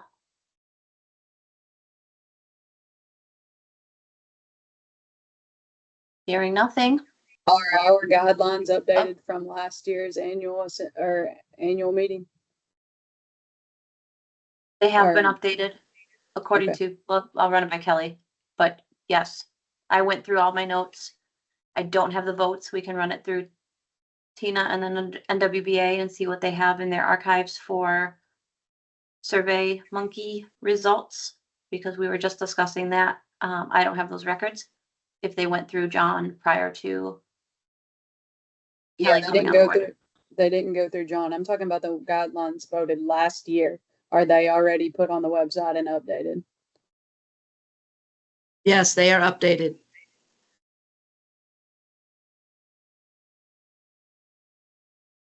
See, Will's got your hand up. Yeah, I just wanted some more clarity on how we're supposed to do the tournaments or scheduling of tournaments, because I'm just trying to make sure that we get our dates in and whatnot. And it takes a lot for my school to give me time. Like, I have to get my dates in really early, and I have to be able to give them answers a lot earlier than this typically. So I don't know if there's something that we can do in the future to make this process smoother, but like I understood that this meeting was when we were all going to discuss tournaments and schedules, and then now like everybody's already given their dates or whatnot. Not everybody's, sorry, Will. In the past, we did do that here, but then it was a first come, first serve type thing, and not everybody had their budgets approved by their universities. So we ended up going to a rank order system. So I will give you a link now. If you have dates, I'm putting it in the chat, just an empty Google document that says College Division Tournament Call. It doesn't have anything in it right now, but please. Or okay, they can email me too, and I've got a document. Either, I've already you got a started. document started already? All right, Yeah, then I just started email one already, Curtis. and I got a couple of emails that just came in here. And then I know at least last year how that worked out is once we got all those dates in there, we put the dates out. I don't know if that was the first, it was last year, the first year that they did this, that we did this. Yes.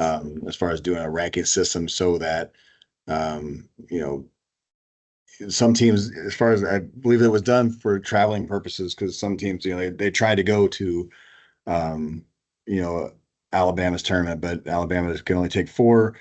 And so they weren't able to go there. So then they're having to travel all the way out to, you know, Pennsylvania or something like that to get their number of games in.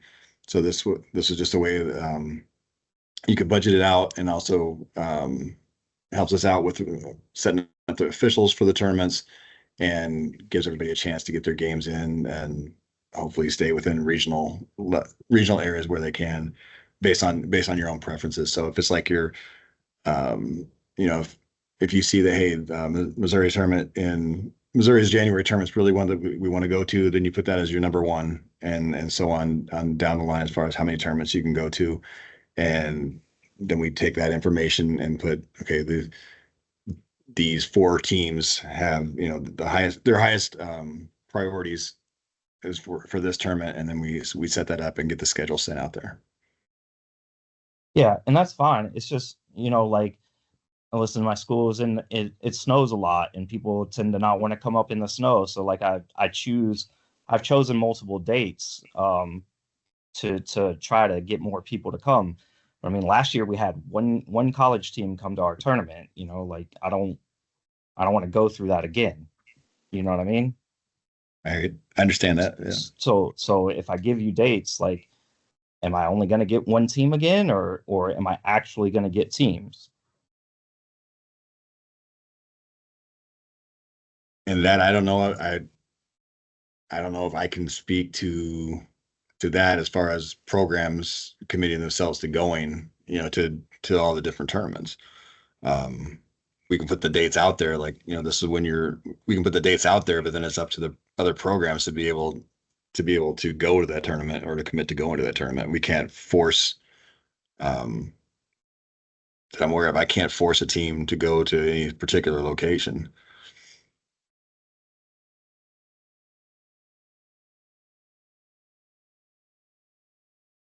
I don't know if I'm speaking out of turn here, but that's how I understood it, with when I kind of came into this last year. Yeah, Will, I think you were put in a disadvantage with the retirement. The date wasn't really proposed until almost October, when everybody had already built their schedule out. So I think traditionally Edinburgh's been able to get at least 4 or 5 teams in the past. So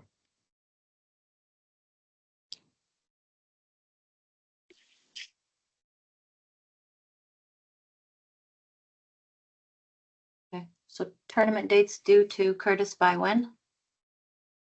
If you guys get that to me if you guys get to me by the end of the week, then we'll get those verified and try to get the master schedule out to you guys next week so that you can do your prioritization within the tournaments. Hey, Curtis, can I ask a favor? Sure. So the last couple of years when we like submitted dates, everybody like got, I don't know, like 2 or whatever at the most that you could put in. Can you just list everybody who has dates for every date that they submit so you can see how you want to set up your schedule instead of y'all picking what dates we think would fit what weekends, and then there you can see where teams are going to go. Like, so if 3 teams say, hey, we want to be on, I don't know, March 5th and 6th or March 13th, 14th or whatever, you list them all 3 and then see who has the biggest draw at that point in the year.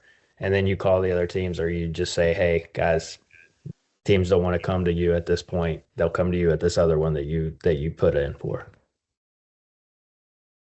I will just say I'm getting a list right now of just anything that is turned in as far as like the dates. I don't think there should be a problem of putting, like, again, if I know Missouri has a couple of dates proposed, Auburn had a couple. So I don't see an issue with putting them all out there. Yeah, thank you.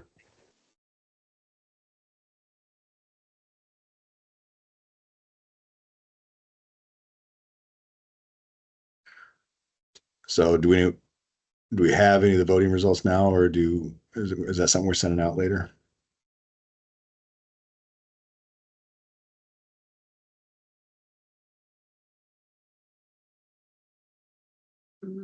Tina? Kate, I sent them to you. Oh, look at me. Hang on. Let me check my, focusing on emails. Okay. Was it email or No, I texted to you. text? See? Paying attention. All right. I know Ron was hoping to have a chance to vote by email because he's flying down to Brazil. I don't know if there's a way to open that up for another 24 hours or so, but that's just what he had requested. We have a quorum, so I don't know what the process is for that.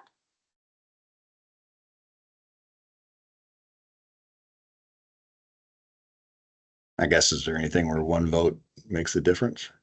No, I was just gonna say that you took the thought out of my brain. There aren't any votes that would be close enough that his vote would determine one way or the other. So they would stay the same even if he voted either way.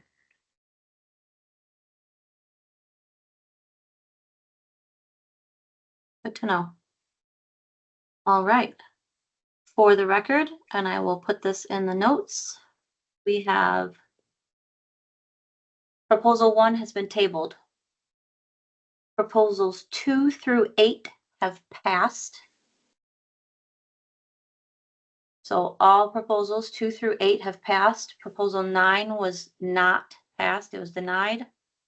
Proposal 9 is the voting for one voting per member institution. And then proposal 10 was tabled. So the 2 tabled proposals are the amateurism and the timeline for announcements of bylaw changes and guideline changes or rule changes. So we'll kick those back to the University of Illinois and to UTA. If we can get those back by Wednesday, we will send them out for a vote by Friday, calling for a vote next week. Is that reasonable?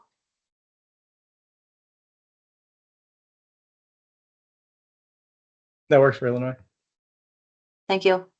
Caesar's got his thumbs up. Excellent. Okay. All right. Hey, Kate, can you send those results out, please? Absolutely. Yes. And then I'm guessing that the elections, Rocco and Cassie are. Oh, sorry, I missed that one. Yes, Rocco and Cassie have been approved with confidence to be elected to the open positions. Still? Yes. Sorry. Oh. All right, so we're pushing 3.5 hours here. I really appreciate everybody's time tonight. Does anybody else have any final comments, suggestions, or anything? Oh. With that, I will thank you all and look for a motion to adjourn. Motion. Thank you, Ryan. Ryan. Thank you, Second? everyone. Anyone? Second. All right. See Second. ya. Thank you, Ford. Bye, guys. Thank you, everybody. Tina, if you can send me the recording Have a good or evening. put it in a cloud somewhere. Yeah, I'll for catch up on sure. the notes. Yep. I'll send Thank it. you. I'll send the voting results to you too, so you have them. Perfect. Thank you so much. Yeah. Thanks, everybody. All right. Good night, Bye, everyone. everyone. Bye.